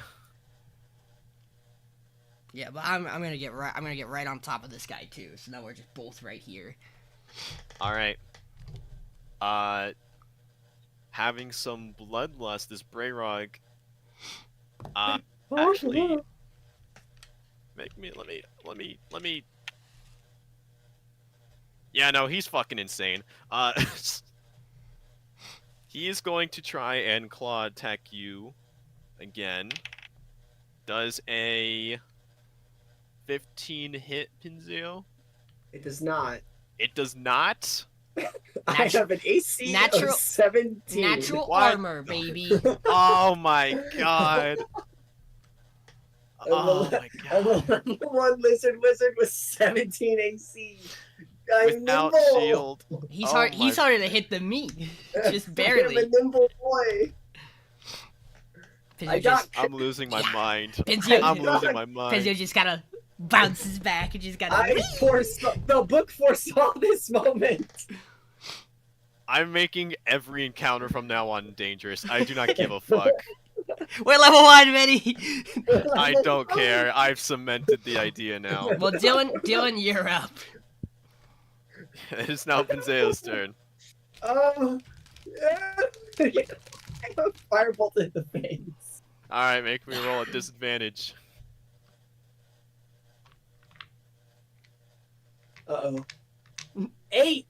I don't think that hit. Misses. I don't have a burn You shoot back. wide and burn away some brambles to the side. Gorruk, it's your turn.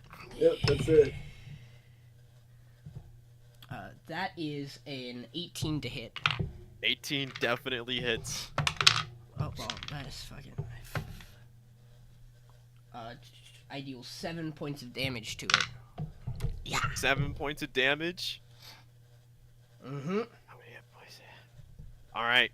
It's bloody. It's this bloody creature. It does not look like it's up to snuff, but it is going to keep trying. It is actually going to... Yeah, it's hurt. All of its friends are dead. It's going to do a tree stride, and it's going to sort of morph through with the brambles and get 10 feet away from you guys and start running away. I get one more chance to firebolt it. Yeah, it's right. It used its movement. It's now your turn, Pinzeo. Dude, you fucker! I don't want to take dinner! I'm gonna shoot a firebolt at it. Alright, make me attack roll. 15! 15 just... Actually, no, it hits pretty good. That is 9 fire damage! That Nice. thing's eviscerated. That is... doubling the damage. You just fucking... What you would have one-shot this thing. As it runs away. You hit it square in the back and you watch it burn from, like, center mass outwards and it falls over dead. And you notice as the brambles, they grew larger and thicker and hardened before, but now they begin to slowly shrink away back into the earth as these creatures who predominantly ruled this section of the woods no longer affected. And you now have the corpses of 4 of these ground avian, sort of velociraptor-looking creatures Show me a picture. around. Yeah, let me see if I can... is there like a better way to then, or do I have to screenshot this?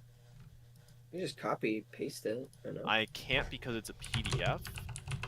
Oh, they can snipping tool it. Yeah.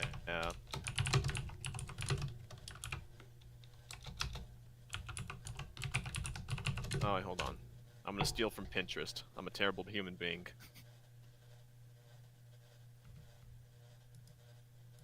Download.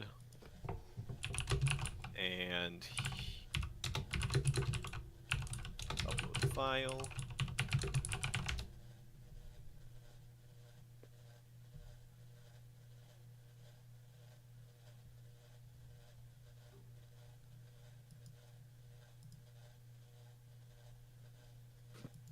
Ew.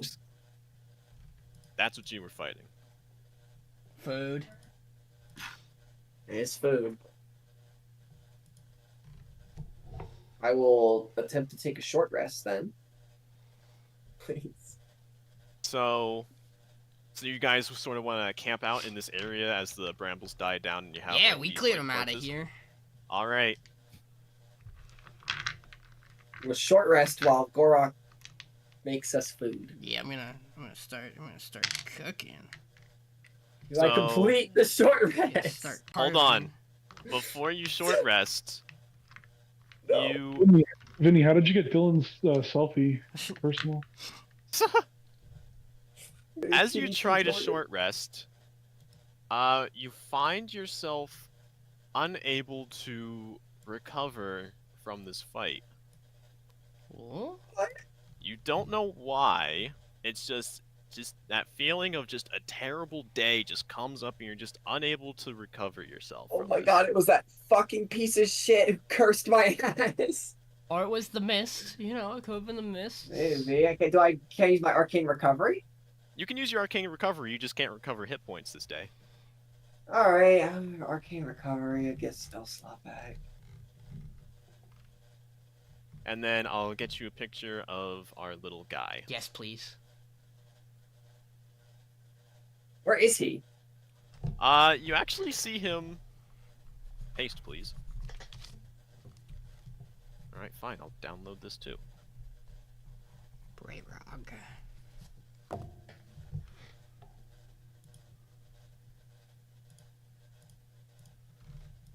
You see him hanging out on the edge of where the brambles were, and as they sort of Oh, he's go so away. he's so He's sort of- hideous.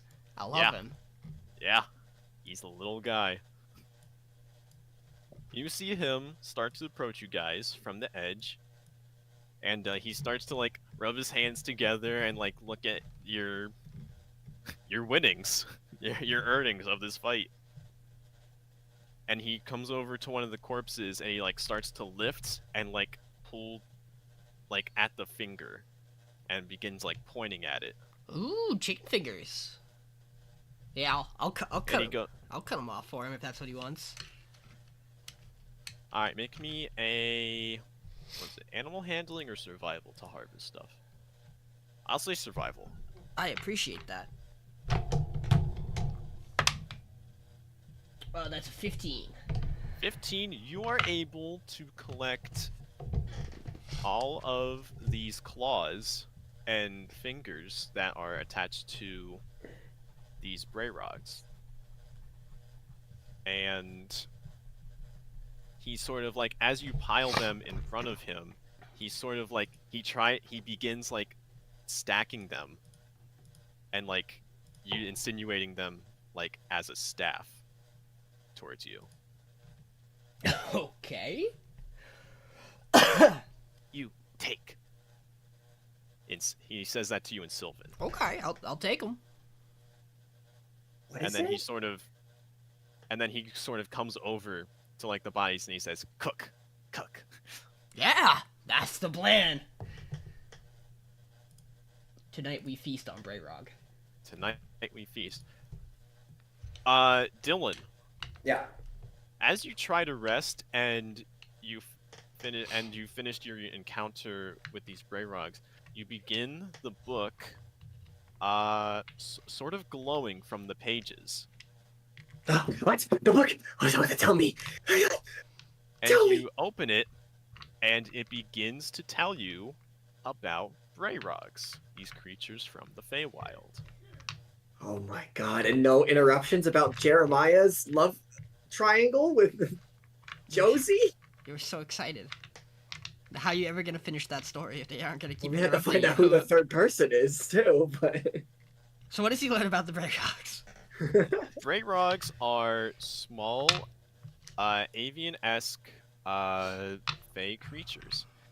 They hide in the woods, and they form these bramble nests to trap their prey in and try to grow and use their colony. They try and use the brambles as a way to trap them and hide in them to hunt for their prey.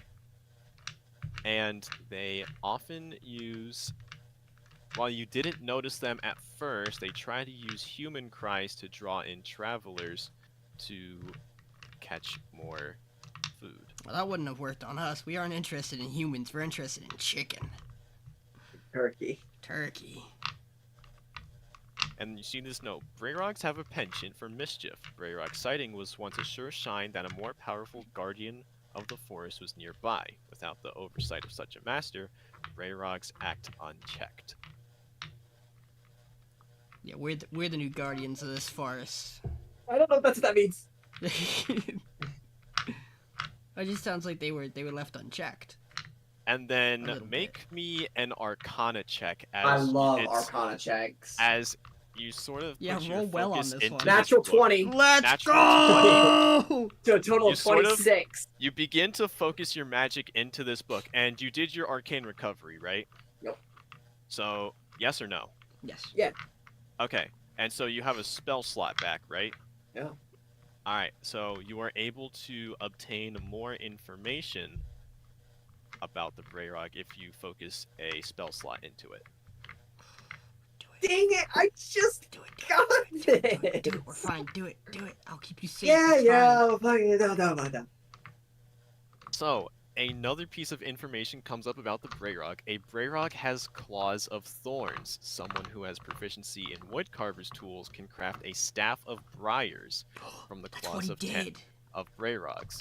Creating this item takes 10 days and other materials worth 100 Oh. gold pieces, and someone must cast Entangle on the staff each day during its creation.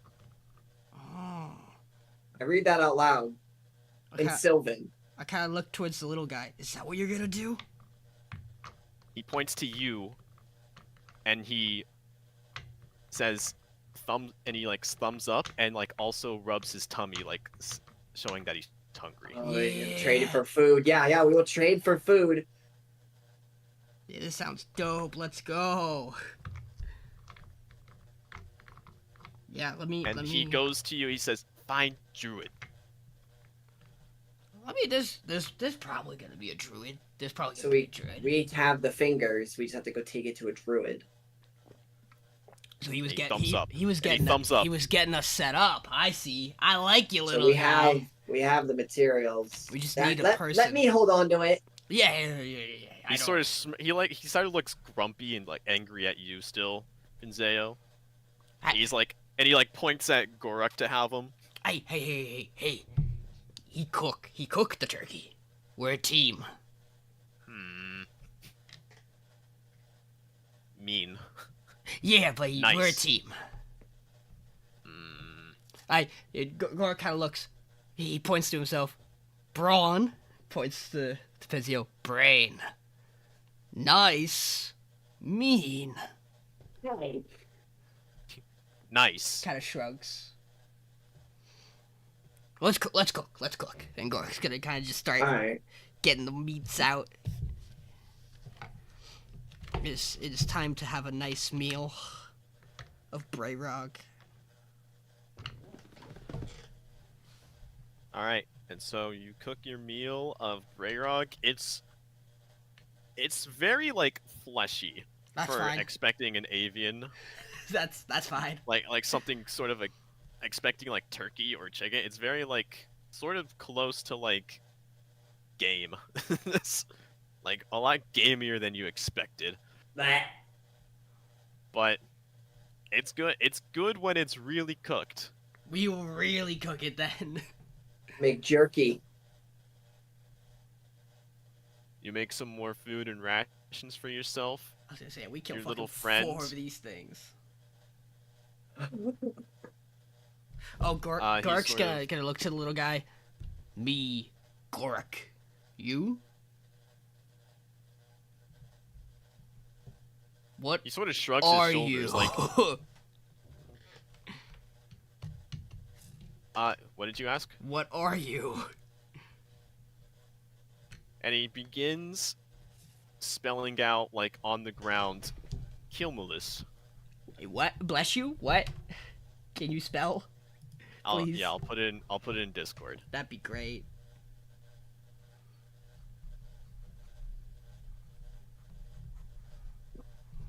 It's a Kilmulis.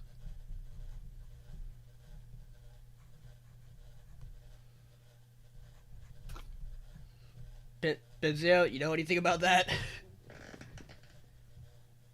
Oh, me? I'll look it up. Open the book. Yeah, kill Melissa. You utter the word Kilmulis, and while affected by its curse, information begins to reveal itself inside your book. What does that mean? Tell it. So I'm under its curse right now. Yes. It I did. fucking knew It did it. fuck you over. I fucking. And you begin knew to it. read a description of the Kilmulis. A Kilmulis can be either a bane or boon to an adventuring party. When kept well fed with tasty treats, this creature is a helpful assistant that mends armor, collects herbs, and makes the blandest rations into a feast, and turns a dull, uncomfortable campsite into a welcome refuge. But if a party abuses or neglects the Kilmulis, the creature's mean-spirited thirst for revenge can turn even the simplest expedition into a draining ordeal that leaves adventurers tired, dispirited, and sullen. I'm getting like after every line, I'm like glaring at it, and then I go back to reading it. He like glares back at you. See, we should take good care of him. Fine. And I'm gonna reach into my bag and I'm gonna pull out one of my rations and I'm gonna hand it. I'm gonna motion to give it to the Kilmulis. He looks so excited and takes the whole thing. Yeah. That was my favorite one, but that's fine. He begins snacking down on it with this, I guess, Brayrog wing. That's just way too big for him, but he's just like eating it like totally fine regardless. He's And he's, your he's a little guys- glutton. And this like sort of barren area that sort of kind of looks like kind of shit, it starts to feel comfortable. It starts to feel a bit homey. Your food is really good, I'm gonna take a and you nap. guys enjoy yourselves as the day comes to an end and night approaches. You're taking watch first. We're gonna. I think we should call the little guy Glut. Sure. Let's call him Glut. Glut. He's a little glutton. Good little Glut. Yeah, and you see him eating and eating. He doesn't seem to be like getting fatter or even like signs of full. He just seems to be enjoying himself. Yeah, I think we keep him with us till we get to Montalancy. Yeah, so I will hand the claws over to Pinzeo then by the end of the night. Now that he's opened up a little more to him having them. So we just gotta find a druid. That shouldn't be too hard. There's a lot of those around here, I think. There were, at least.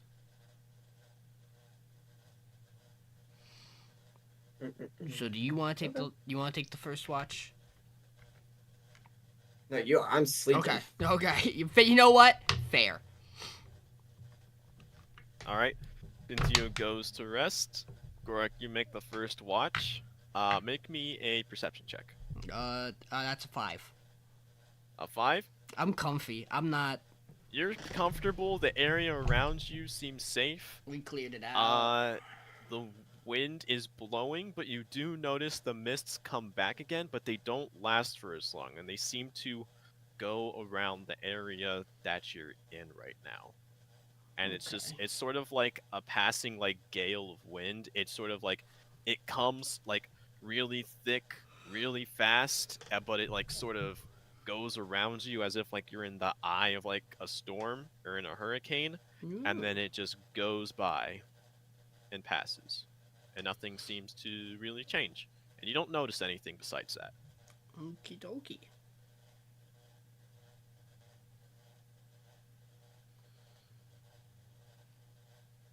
Anything else? No. Mm-mm. When it's time for me to get my sleep in, I'll wake Pinzeo up. You do notice that Glut does head over to Pinzeo and tries to like take like something out of his bag, like tries to find like and then like pulls out like a piece of cloth and like a handkerchief and sort of just like begins like folding it in a way, and he just like lays down on it next to the fire. That seems harmless enough. I won't stop him.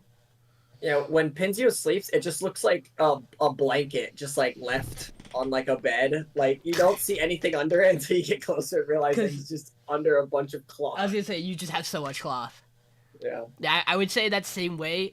When Gorruk wakes you up and he goes to sleep, he just kind of like balls up. He gets like he's still big because he's still a big guy, but like he condenses very well into like a nice little to a nice little comfy ball. It's just a lot of fur. You see a lot of fur.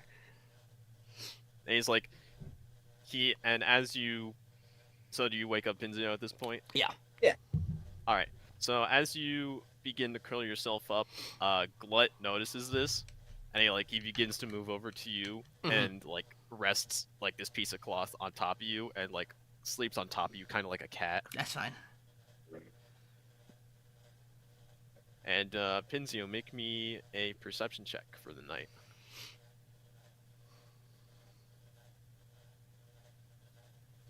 Perception. 14. 14. You notice you're sort of still near the river, and you have dark vision, right? I don't think so. Oh, you don't have dark vision. All right. So, but I don't imagine think your so. campfire's still going, right? Yeah, campfire's still Yeah, going. so your If I campfire's need still light, going. I have dancing lights. Right. Okay. So you're able, just with the light of your campfire, and you're able to like see across the river. You see across the riverbank, someone walking down across the riverbank. They seem to be cloaked and just walking, and sort of humming to themselves, as they just walk by and pay no mind to your camp.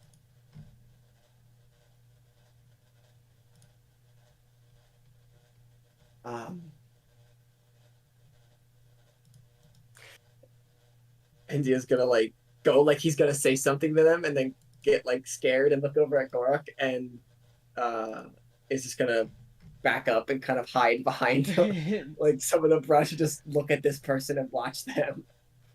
Okay. You want to try and like make any details? Make out any Yeah, details yeah. about I'd like to look, see, investigate maybe. No, this would just be perception. Damn it. You're not looking for fine details. 15. 15?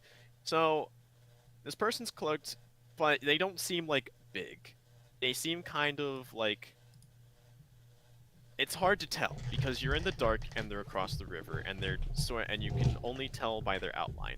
But they don't seem like a large individual, they don't seem very imposing, they seem to just be, like, a traveler. I don't have anything to trade with them, but I want to talk to them.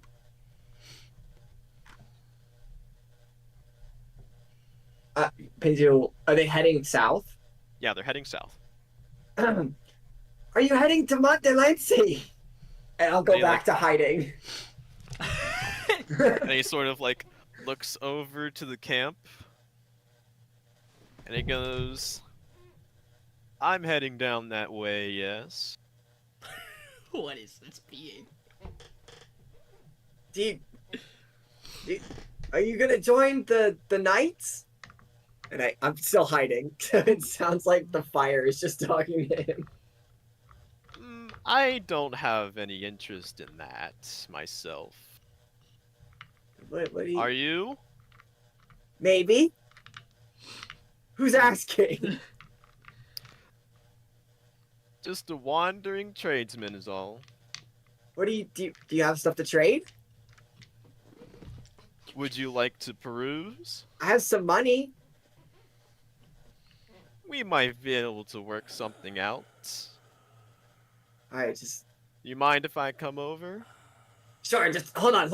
I'm just gonna scurry across the fire over to Gorruk. It's just. There's a guy who wants to trade his stuff. I don't have anything to trade.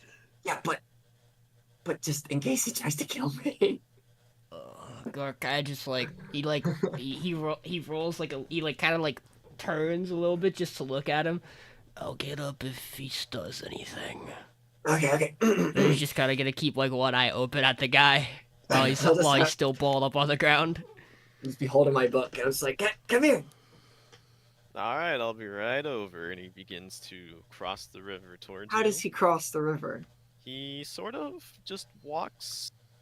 Make me a perception check. You've invited a You guys have You've encountered invited a Jesus. vampire into our camp. You fucking monster. He was 10. waiting for the invitation. A 10? He just crosses the river. He just figures out a way to cross it. Does it float? Doesn't seem like it. Fucking. Alright. And as this guy comes over and crosses over into the light, you see a bit shorter than you expected, a little taller than you, Pinzeo. This elven-looking figure. He's a bit pale, but he bows down and he says, "My name is Emil, and I am a tradesman from far-off lands, and I would love to see what you might want from me." Alright, what do you have? I pull out 10 gold. I have this much. Well, we'll talk about price later, but he opens up this large cloak he has, and he has a bunch of baubles and small trinkets with him. He has like religious symbols, he has like very small like gemstones sewn in, secure into the jacket, all sorts of things. What do these do? And I point to the baubles. Are they full of liquid? Not bottles, baubles. What are these? Oh, things from my home. Just, they might give luck, they might not give luck. It's all superstitious on what people believe, you know. Fairies and witches and that sort of thing. I hope you don't mind. Anything about that? And I point to the Kilbolus on top of Gorruk. Oh. They're harmless enough, as long as you know, don't be mean to them. Treat it with a little bit of respect. What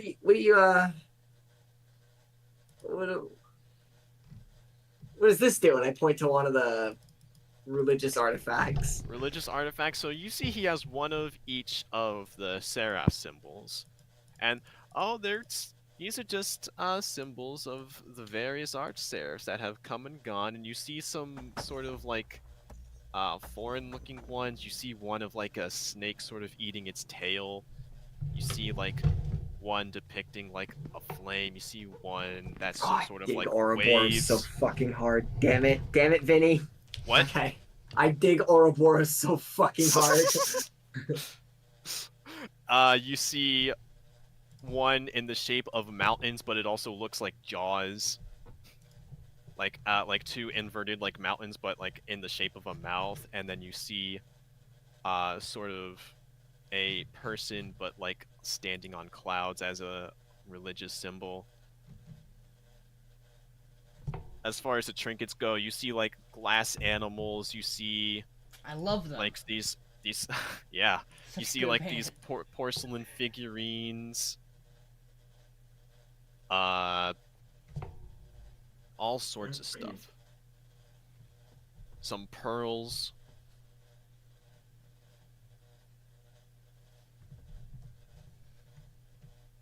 What will 10 gold get me here? These things look expensive.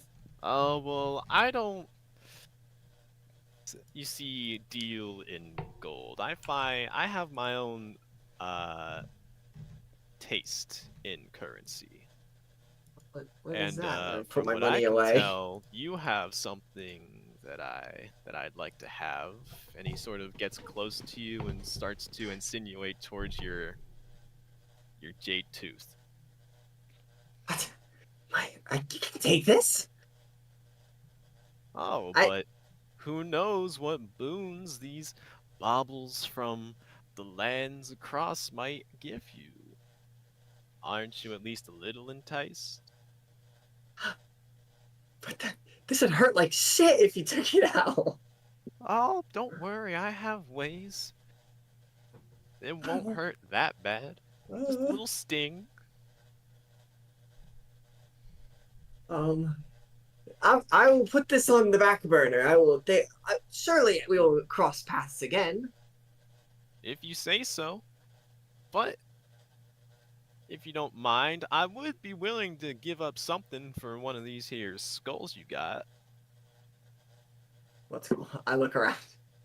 The gray rot skulls. The Brayrogs, yeah. Gray rock skull. Okay. Well, we have 4 of them.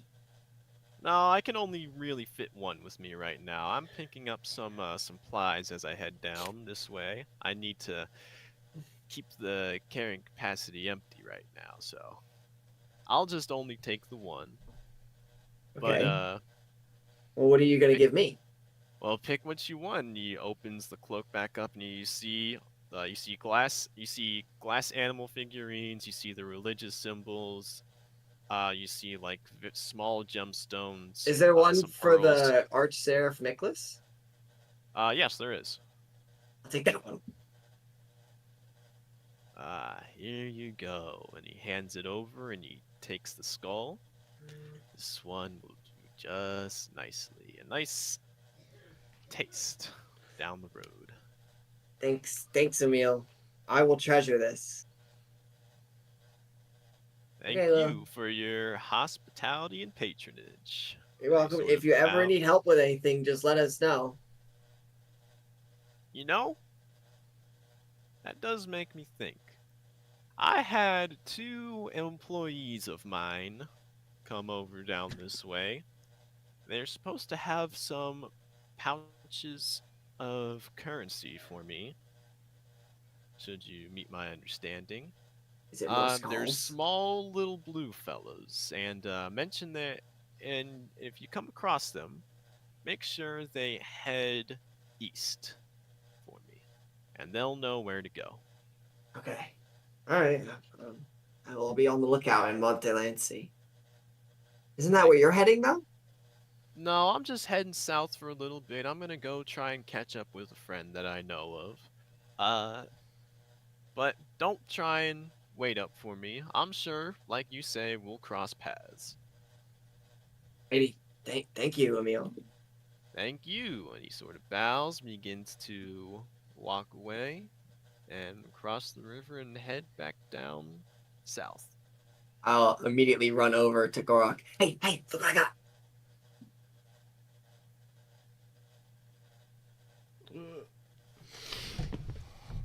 Oh. That's, I got it for you. He kind of like stares off in the distance towards where Emil would have walked away to. What did you give him? I just gave him one of the skulls to the thing we killed. Gorruk will like kind of like dig out one of his hands from under his body and will just go, "Oh, well, I don't have anything for you." It's okay. You helped protect me. I did do that. It's the least I could do. He didn't have anything that I wanted, really. So it's just a little. So what exactly is it? It's a little. It's just a religious symbol of Miklas. And Gorruk will kind of like. I'll kind of like put it up against like his upper shoulder, just to like kind of do a little comparison. Yep, that's it. All right. Oh. Thanks, Pinzeo. I'm gonna get a little more sleep.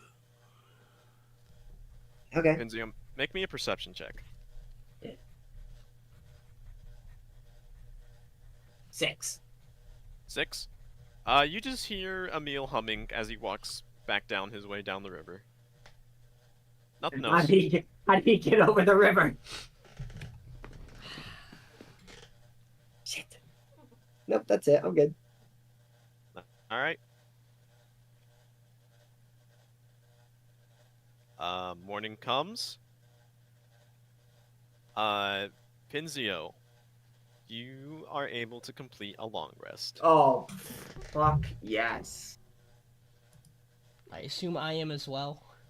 Yes. Means I get 2 more uses of hungry jaws.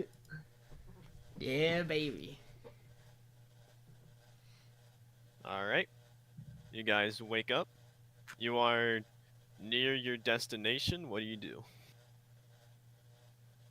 Does that trinket still with Gorruk? Yeah, it's still on him. I want to ritual cast detect magic before we leave camp and see if it is magical. Okay. You ritual cast this, and it seems to be slightly magical in nature. It doesn't give off a specific school, but it is, like, it gives off the tiniest bit of magic. Do you think I could identify it? What does identify do? You choose one object that you must touch throughout the casting of the spell. If it is a magic item or some other magic-imbued object, you learn its properties and how to use them, whether it requires attunement to use and how many charges it has, if any. You learn whether any spells are affecting the item and what they are. If the item was created by a spell, you learn what spell created it.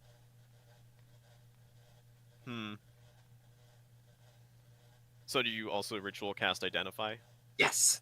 So you ritual cast identify, and you're not able to identify any magical properties about it, but you are able to identify that it does carry a bit of divine magic with it.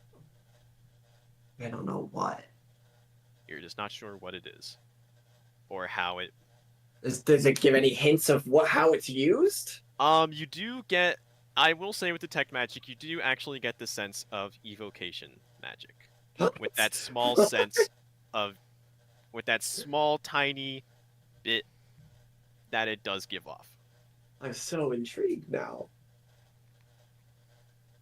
But not which property of the evocation? Like, does it seem like this will do damage? Nope, it just seems to evoke a bit of magic from it. I'll tell Gorruk that. I don't know what this does, but it can do something explosive, or whether that's good or bad, I don't know. Oh. It could explode good energy or bad energy. I don't know. Well, maybe we'll find a priest or priestess of Miklos, and they can tell us some more about it. Oh my god, wait, I totally forgot. We have to go back to nighttime. Okay. I did that at nighttime before I went back to sleep. Alright, sure. As you go back to sleep, Gorruk, after Emil leaves, you begin to dream. I love dreams. And what are you dreaming about? What would you think that you're dreaming about? I was not ready for this. I think, given the events today, Gorruk has like a dream of him and his father in the Grove Maze, hunting, just hunting down Brayrogs, even though they never actually did, but just like the two of them hunting together and like bringing the Brayrogs back for a meal for the priestess, and just like a nice good time together after a successful day of combat. He just has kind of those images in his brain. as those images pass and you find yourself walking and seeing the image of your father as this day inside your dream starts to come to an end and the light sort of fades and turn into night or turn into dusk, the area the the area of your dream starts to dim and darken, and it starts to turn into a sort of black void where it sort of just engulfs everything around you. The shapes start to lose their texture. It's hard to make out what much of anything is. And you sort of like you begin to notice this massive shape begin walking towards you. And you see that it is this creature, this on all fours walking towards you. And as it gets closer, it's massive. It towers over you. And as it gets closer, you can see that it's decrepit. It's got these massive, long wolf arms and wolf paws. It's got the body of this like decaying elk, and you get to the head. It's this skull of an elk with a massive rack of antlers that encircle and form into a crown shape. And behind it is a bony tail that whips back and forth as it walks. And as it gets closer to you, it begins to kneel down, and it puts its skull right in front of you.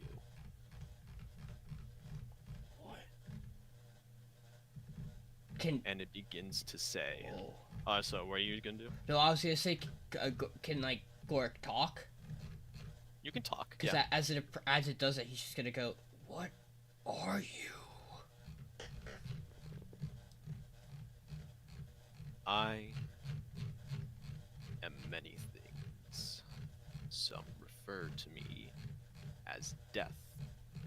Some refer to me as the master of beasts. And I can see that you are a beast yourself that doesn't need to be a mindless slave to the one below, or some pathetic tool to the one above. You could let both of them go, should you let me in. You can be free with me. And as he says this, he begins to stand up, this decrepit, decaying body. You can see its underside as it towers over you and begins to walk past you and walk over you. And as he walks away, the darkness begins to fade and the images start to slowly come back into picture in your mind.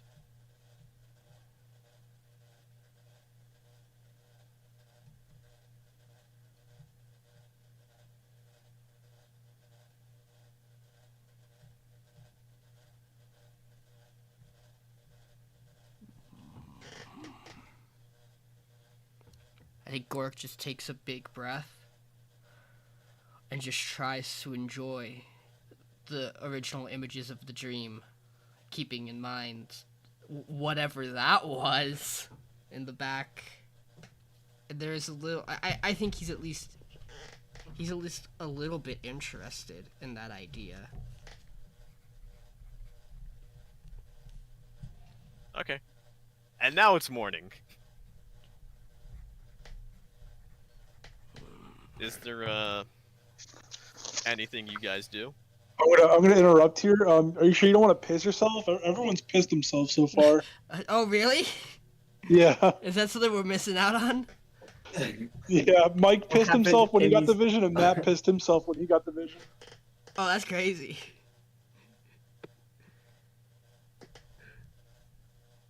I don't need that. I'm chill as fuck. Yeah, no, it's just Gorruk that got this. Yeah. Yeah, Gore kind of wakes up, just kind of like does his kind of stretching, unfolds, just kind of looks up towards the sky.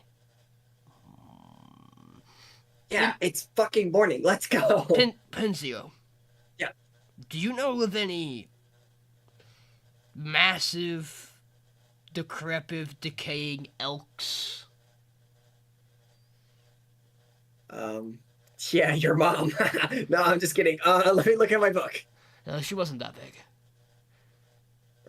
Big She elk. wasn't an elk. Elk legend. Elk. Make me.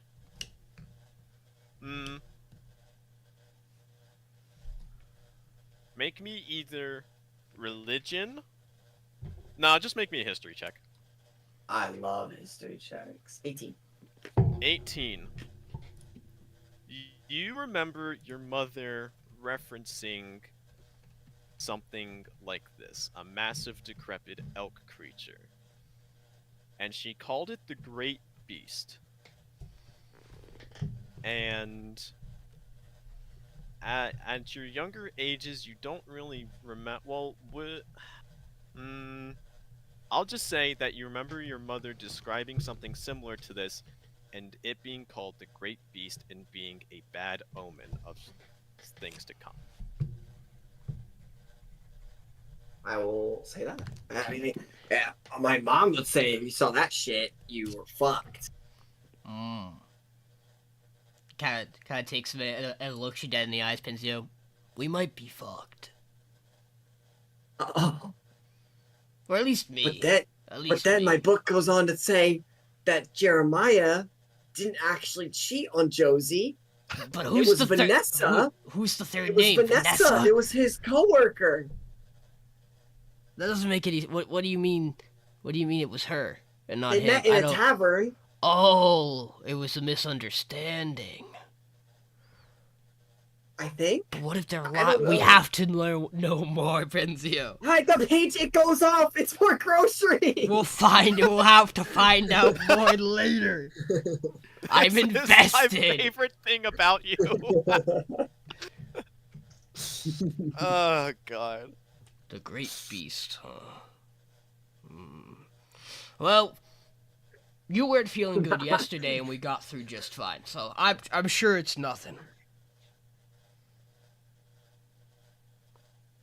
It just kind of like appeared to me last night in my brain. I mean, how you feel? I felt like shit yesterday, but I feel pretty good today. I feel good. All right, let's keep going. How far are we in Montelancy? This should be like a less than a day's travel. You're basically there. Yeah, you should be able to get there before the sun goes down. All right, let's go. Let's book it. I kind of look down for Glut.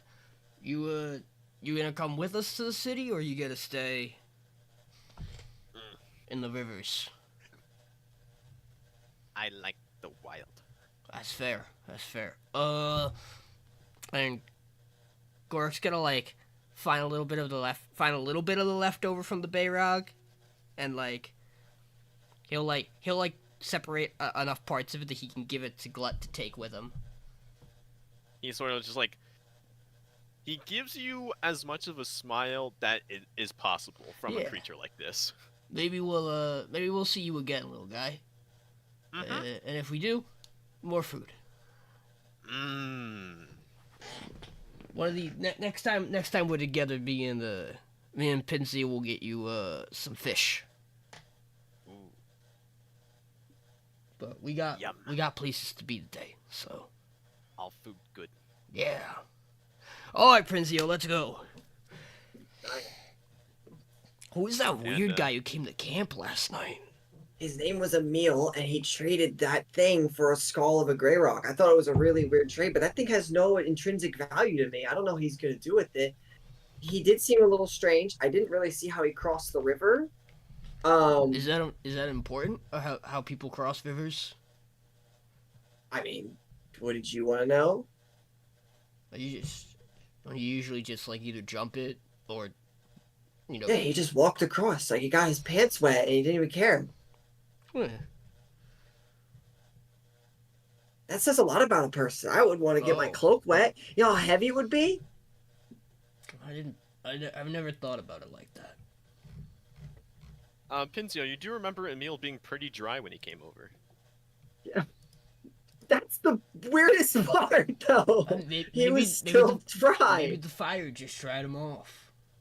I mean, We did invite him maybe. to our fire, so maybe. either way, I'm He sure. seems definitely like a sketchy figure, but you know, I'm okay with it.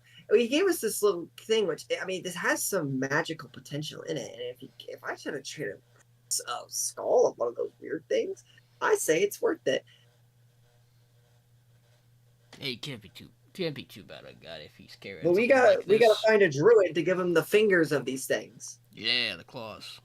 Remember that. I'm sure we'll find one in Did they say what a staff of Briar did? Monta. Well, if you cast in, you said you have to cast Entangle, so maybe it just replicate it, do double the reproduce that makes it again. The Uh-huh. Entangle spell.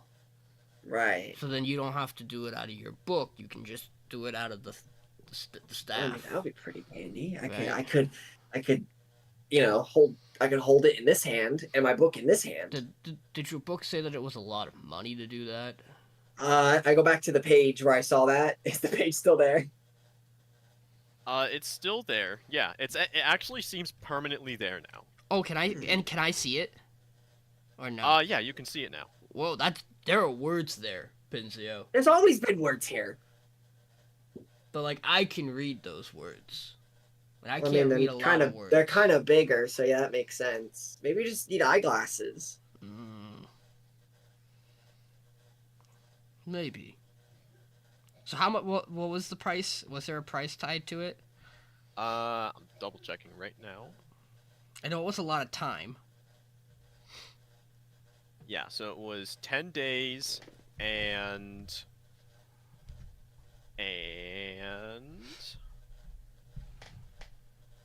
fuck, I hate how it's in alphabetical order. Cast Entangle. On a PDF.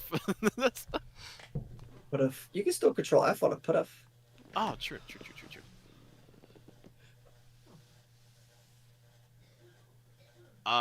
10 days and 100 gold pieces. We're gonna have to find that somewhere.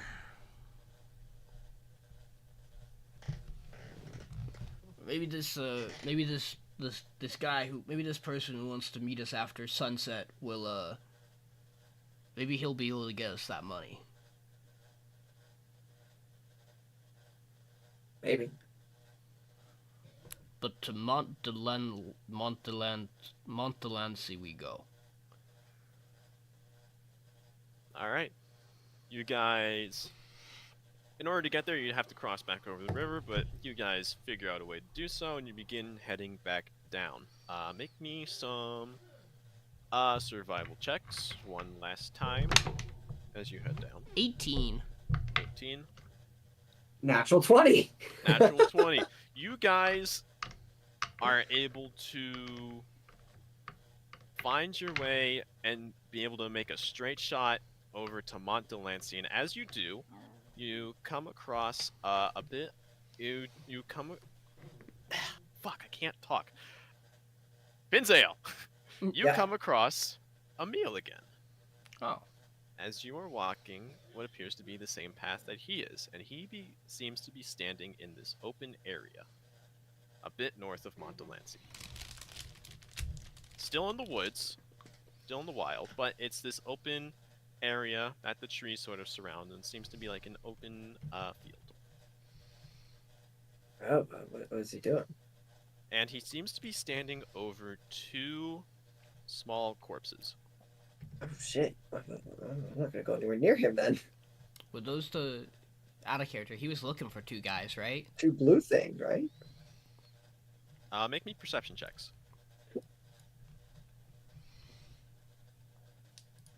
$10. Natural 20, so 21.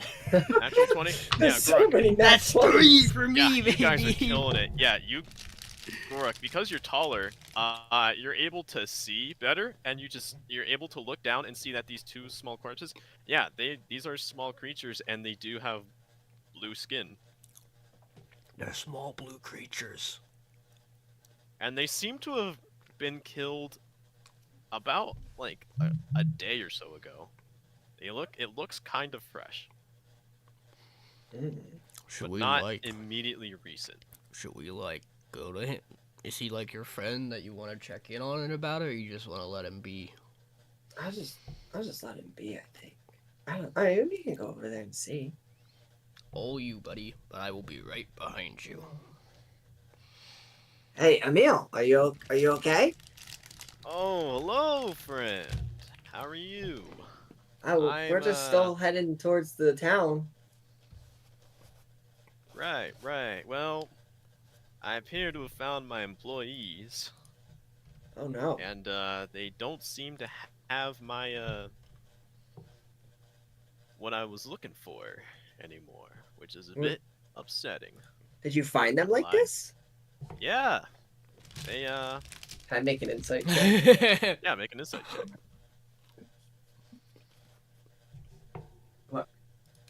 Oh fuck! Oh, it's a 7, 8. Straight face, it just seems to be telling the truth. Alright. Why would he have killed them a day ago and then come back and found you and have told you that he's looking for him? Well, I would like to see how they died. Can I investigate that? For Yeah, sure, Minor make me an details? investigation check. Sean? You don't know. Fair enough. 23. They seem to have been killed by weapons, by large weapons. Like blunt force. Kind of like pierced and slashed at. They look like they got really messed up here, Emil. I kind of whispered down to Pinzeo. I swear it wasn't me. What happened to these guys? I don't know. I'm gonna try and see if I can figure it out and get what I was looking for back. They had Well- some earnings for me to collect. Oh, well, if we find it, I'll let you know.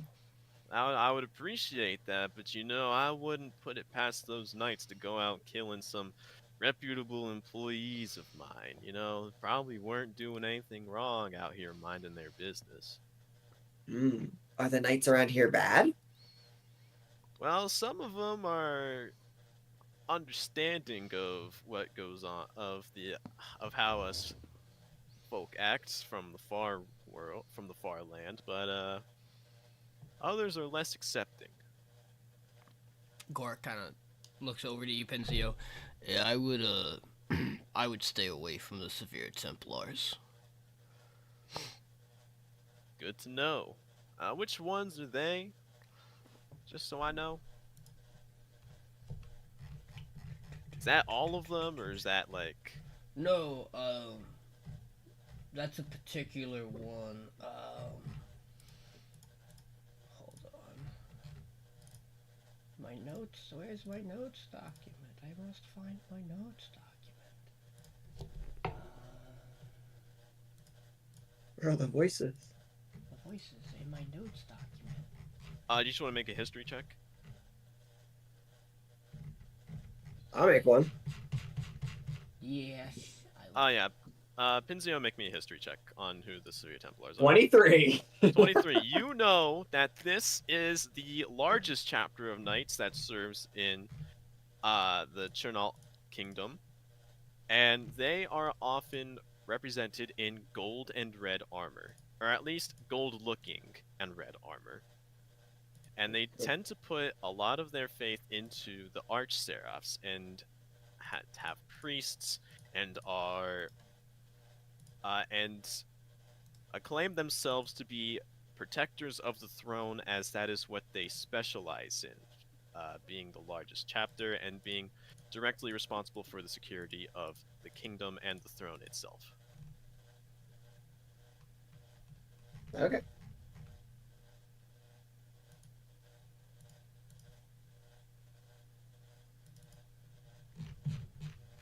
But yeah, anything else you guys wanna?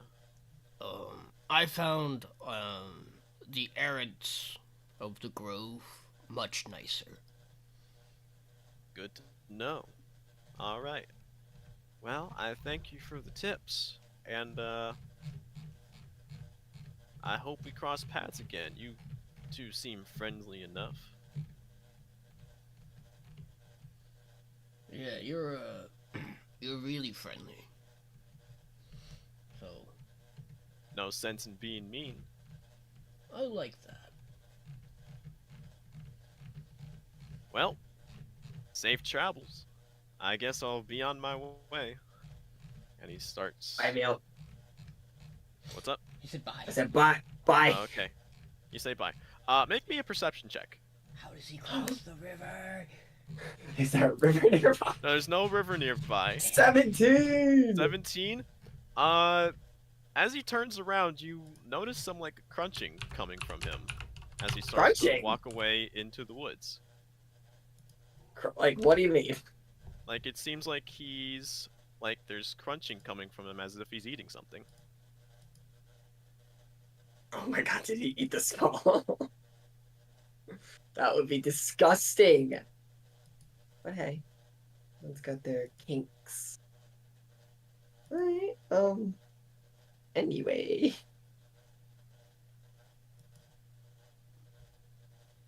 So, you guys head back down.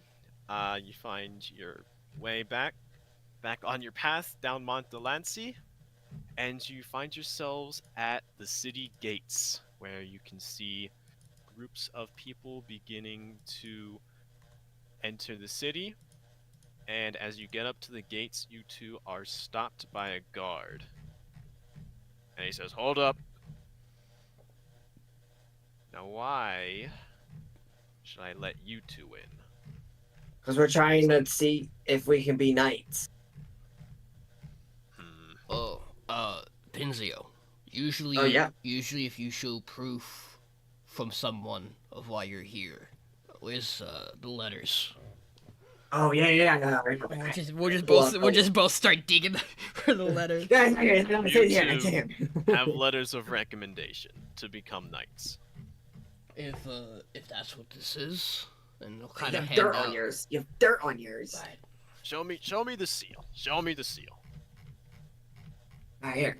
Show mine. Alright, he takes it, then he looks at it and he goes, "You're kidding me. No way. These are stolen." You ever And he's like looking at it, he's checking it, they gotta be fake. you And ever he kill calls someone over, he calls down like a captain, he goes, "Let them in." You ever kill He a looks Bray angry Rock? about it, and he like eyes up the both of you, sort of annoyed. You ever kill a Bray Rock? A what? Bray Rock. Like big turkeys. Like veggie big- turkeys. A turkey made out of vegetable. God, they're taking anybody these days.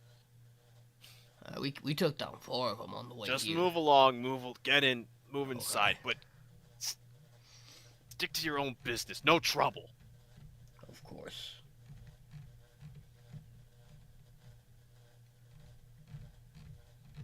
You guys are allowed passage inside. Woo. Montelensi. And we'll stop our session there. Woo! Oh, you guys did it. Woo, We we got did there. it. Hooray. Yo, me Simos. Oh, And Okay. congratulations. Hang on, I'll make it. I'll add everybody. At everyone. Yeah, Dylan, if you guys were there for our session, we killed them. Did you know? Oh, his little guys. We murdered them and took their bones. Yeah, their little bag of bones. Oh, he's a bone No, I collector. see, He's a meal I the bone see. collector. I Collectors. see. I see the plot forming in front of me. Ain't it crazy? We're gonna be the good guys, Dylan, you and me. Yeah, They Vinny, were harassing a gnome. They Listen, were. We saved someone. Vinny, We you saved a thought Mike and messenger. Matt were the only schizos? I got a book that has random stories in it and grocery lists. And grocery lists. Hey, Vinny, And where's... Sean, yeah, my character also had an interaction with the elk Yeah. thing. So what? It's you, me, and Mike. Yeah. A kobold, a turtle, and a bugbear walk into an elk. And I think it's inappropriate you didn't piss yourself. He just doesn't think about it like that. Level 2, let's go! Wait, I'm fucking hyped! Level 2? How are you rolling HP? Wait, level, reroll Ds. ones. Say something. Reroll ones. I get a D6. I'm saying level Dylan. 1 the whole entire campaign, Vinny. Where's Okay. Oh, Have I fun. play D&D as level 1. I get action surge. Why is fighter like this?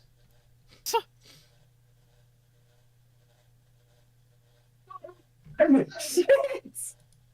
You gotta Reroll it. re-roll it. 5. Let's go. Oh, he's so dog shit. He's so dog shit. Let's You didn't get a go. 6. Not Get a Max, are you 6. fucking kidding me? Didn't get a 6. Bro. 2. What do I get? Level 2. I get Arcane Tradition. I never played Wizard What's your before, max by the health? way. Ooh, I got a 7. I got Oh, a I get to choose divination. I got a I 7 get to on choose my my. school. Oh, that means copying divination spells is cheaper. Dude, I got so much health. I get Portent. Starting at second level, when you choose this school, glimpses of the future begin to press in on your awareness. When you finish a long rest, roll 2 d20s and record the numbers rolled. You can replace any attack roll, saving throw, or ability check made by you or a creature that you can see with one of these four. Oh, you get your dude, Portent's so good. You must choose to do so before the roll. Wait, before the roll. Oh, and yeah, you before can you roll. replace a roll in this way only once per turn. Basically, you get to roll your Portent dice. Do I get my Portent dice now? At the Uh, Can I roll now? yeah, because he technically has the long rest. Yeah, roll them now. Oh my god, oh my we'll god. know what you're oh my carrying. God. Well, actually, no. Roll them when we start our next session. That way we know. Oh no! That way we I know, wanna, and we no, don't forget. write it down and I'll Alright. pin it. Yeah, I don't give a fuck. You'll lose it. Vinny. Get the 10. Fine. Both rolls are fine. 10s. Dylan, for what it's worth, in the campaigns Vinny's playing with me, their party has had a divination wizard with them the entire time, and so just I roll the portents, and occasionally I'll just be like, actually no, you get this. Like if they roll well. They're not in combat that often with them because they're a divination wizard. So like, Level but 2, occasionally Vinny, I'm just level like, hey, they get 2. this. Level 2! Bets that Welcome Mike to the doesn't present, do the Matt. level up. I You didn't tell us 15, that I for have my the 15 session. HP. I have 23 now. I get more spell slots. Yes, I get another first level. Okay. Alright, So, so what? I roll a d12? Yep, and if Yes, you roll a that's a 1, good re-roll dice. it. You roll a d12 and you re-roll ones.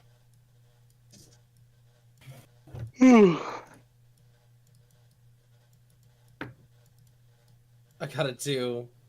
no. Out of Oh, Dylan, you want to come tuck me in? That sucked. How much HP I'm do you at- have? I'm at 27 You HP. still have more than me. Also, during our combat, we didn't get hit once. I almost Yeah, fucking died. You're I a have wizard. I have to make combat so fucking hard for you guys. No, you don't. You don't have to. No.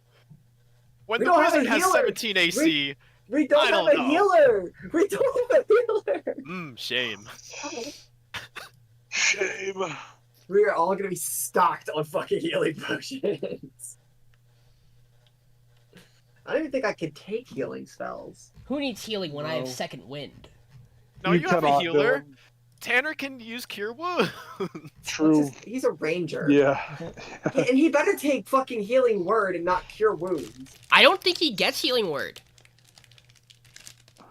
I don't have access to healing word in. Ranger fucking sucks. No, Yeah. they get cure wounds. Don't worry, Dylan. When he hits what level did we just hit in Painless? 5. Yeah. When he hits 5, he'll get access to spirit something that lets him give people Spiritual healer. No, it's a spell. Oh, I know, it's a shit spell. I saw that. It's like a D6. Mm-hmm. Yeah, it's a shit spell. But you can use it twice. But Dylan, that's so much better than me using Cure Wounds in that campaign, because my Wisdom mod's garbage, so it...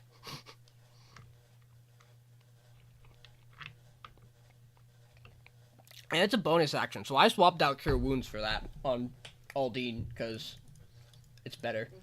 Yo, Dylan, we have a crazy-ass spell in Painless's campaign. What? We have access to, because he has, I think it's because he has Humblewood stuff enabled for us. We have access to Spiny Shield. Do I learn that? Yes, Druids and Rangers have it. When? It's a first level spell, so you already have it. I never saw it. On your D&D Beyond, do you have,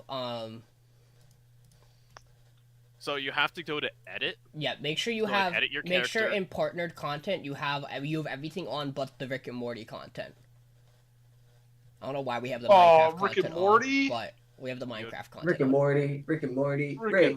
Rick. Morty. Rick. And then once you do that, Dylan, it'll be in your known spells. Partnered Wait. content. Turn on. Yeah, partnered content, turn on everything but Rick and Morty, because that's what Painless has on my sheet. Minecraft. Yeah, I don't know why. Yeah, there's Minecraft monsters in D&D. I don't think it's gonna give us anything. But then it's a first level abjuration spell called Spiny Shield. It's a reaction. Oh, I gotta see if there's any other stuff here. Yeah, I don't know if you get anything. There's a couple of other things there, but you Oh, son. Infestation. He can evoke the you Amaranthine, sure can. so he can be a diet divination wizard. Yeah, so Dylan, stuff we get from this is elevated I'll add sight. some Grim Hollow. Elevated sight. Yeah, I have at least. I don't know. I imagine you and I have most of the same spells. You might have some more. I have elevated sight. Yeah. So it's an interesting one. What else is new here? Um, Spiny shield. So. Spiny Shield's crazy, dude.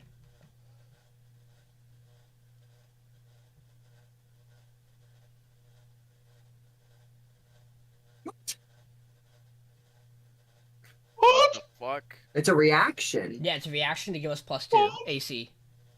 And deal damage back to them. Yep. Spiny Shield's How many crazy. times? How long does it last? It. One round. Yep. What? Veil of Dusk. It's like a mini shield for us. Do you have Ambush Prey? I have Ambush Prey as a second level spell. Hold on, I'm reading. Yeah, so you have more first levels than I do. Because I don't have that one.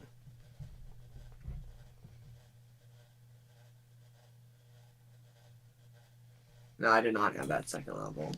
Listen. Ambush Prey, you Feathered channel, Reach is new. you channel predatory energies to perfectly conceal your presence. In order to surprise your target, you become invisible for the spell's duration, which is an hour, granting advantage on all dexterity stealth checks to remain hidden. The invisibility will last for the duration of the spell, however, moving 5 feet or more from your position when you cast the spell will end the effect. This doesn't really matter to me because I already do this in that campaign.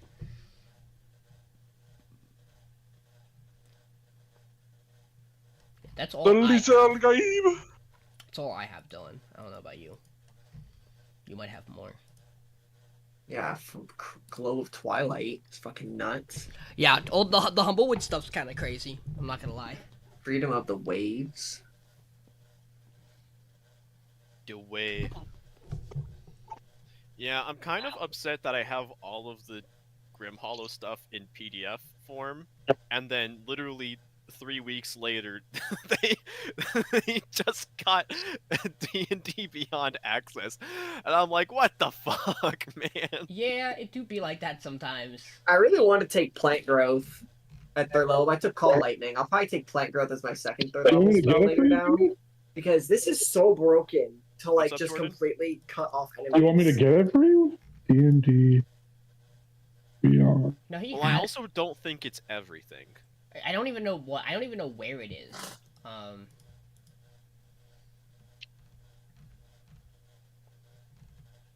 I'm personally not getting the Humblewood content myself because I own it already. So I'll just share the PDF and stuff with people if they need it.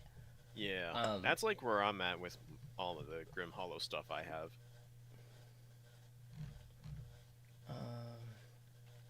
Yeah, it's the layers of Atharis, right? That's the. but I don't know what it gives. Here we go. It's monsters, subclasses, feats. Yeah, it's 75 plus It's monster, the 2 salvage feats, system, 7 which is spells, what I 10 just did with the magics. claws with you guys. Wait, that's cool, by the way. That's rad. Yeah, Yeah. like almost every monster in Grim Hollow's Monster Grimoire has like a salvage to them. I wonder what the new spells are. A 7th Oh, level. and there is also new spells with Grim Hollow. 7th level Transmutation, 4th level Necromancy, 6th level Evocation, Hunter's Sense cantrip. You touch one willing creature while the spell is active. The target's senses are heightened. If the target rolls a 9 or below on the die when making a perception check, they instead act as if they rolled a 10. That's neat. I got heat. Oh. There's a lot of spells that I see like that. That's like. Is that homebrew Yeah. cantrip? Did I make that? Yeah. Oh, did you? No, it's. Yeah. Well, I copied it Yeah. over from the Grim Hollow PDF I have. Yeah. So that's a druid only spell. It should be cantrip. Hunter Listen. also, or Ranger, but whatever. Yeah, whatever you want to make available. So are these circumcised or 5th uncircumcised? Level, 3rd level, 2nd level Necromancy Yeah. rack. What the fuck? No, fuck you. You said, do you want to see it? I answered truthfully. So Dylan's gonna get a 3rd level Oh. Conjuration spell leader. Come on. He gets So- a 6th level Evocation and a 4th I- level I Necromancy. would do vote for who deserves inspiration between the session zeros, Come but on. unfortunately you guys were separate. That's fine. I So think there's it's no way for us to fairly do it. I think it's fine to not do them for session zeros if you plan to do it. I mean, I think they're just a cool little thing. Yeah, I think that is fun for what Painless does, or not Painless. Yeah. Oh, it is Painless. Yeah. I think that's a fun thing that Painless does with his campaigns. I'm sorry, there's I an think we will Owlbear do that. Diceling set? Yeah, I'm buying it. I love when you roll on that- when microtransactions you with my roll it- D&D When content. you roll a nat 20, the Owlbear breaks out of the dice like it's in a fucking mech. What the fuck? Rawr. So how'd you guys feel about the alternating combat? It's interesting. It is I- interesting. I think it's very confusing. Guys, Dylan just muted and said, I hate it. I want to kill Vinny. He It said he'll doesn't. never Well, believe me. I mean, I don't know. Understandable. I don't know how I feel about it because it gets very confusing, especially when new enemies join the fight and other ones die. It's like, oh, now you get to go twice. Like, I just feel like it's not consistent enough to be applicated. Okay, so like if you think that if it's gonna be true, like alternating, it's always gonna be in the order of monster party. That's or what I mean. party But then I monster, think party it's I think it's unfair then if a bunch of monsters show up because then they have more actions Like, than us in a round.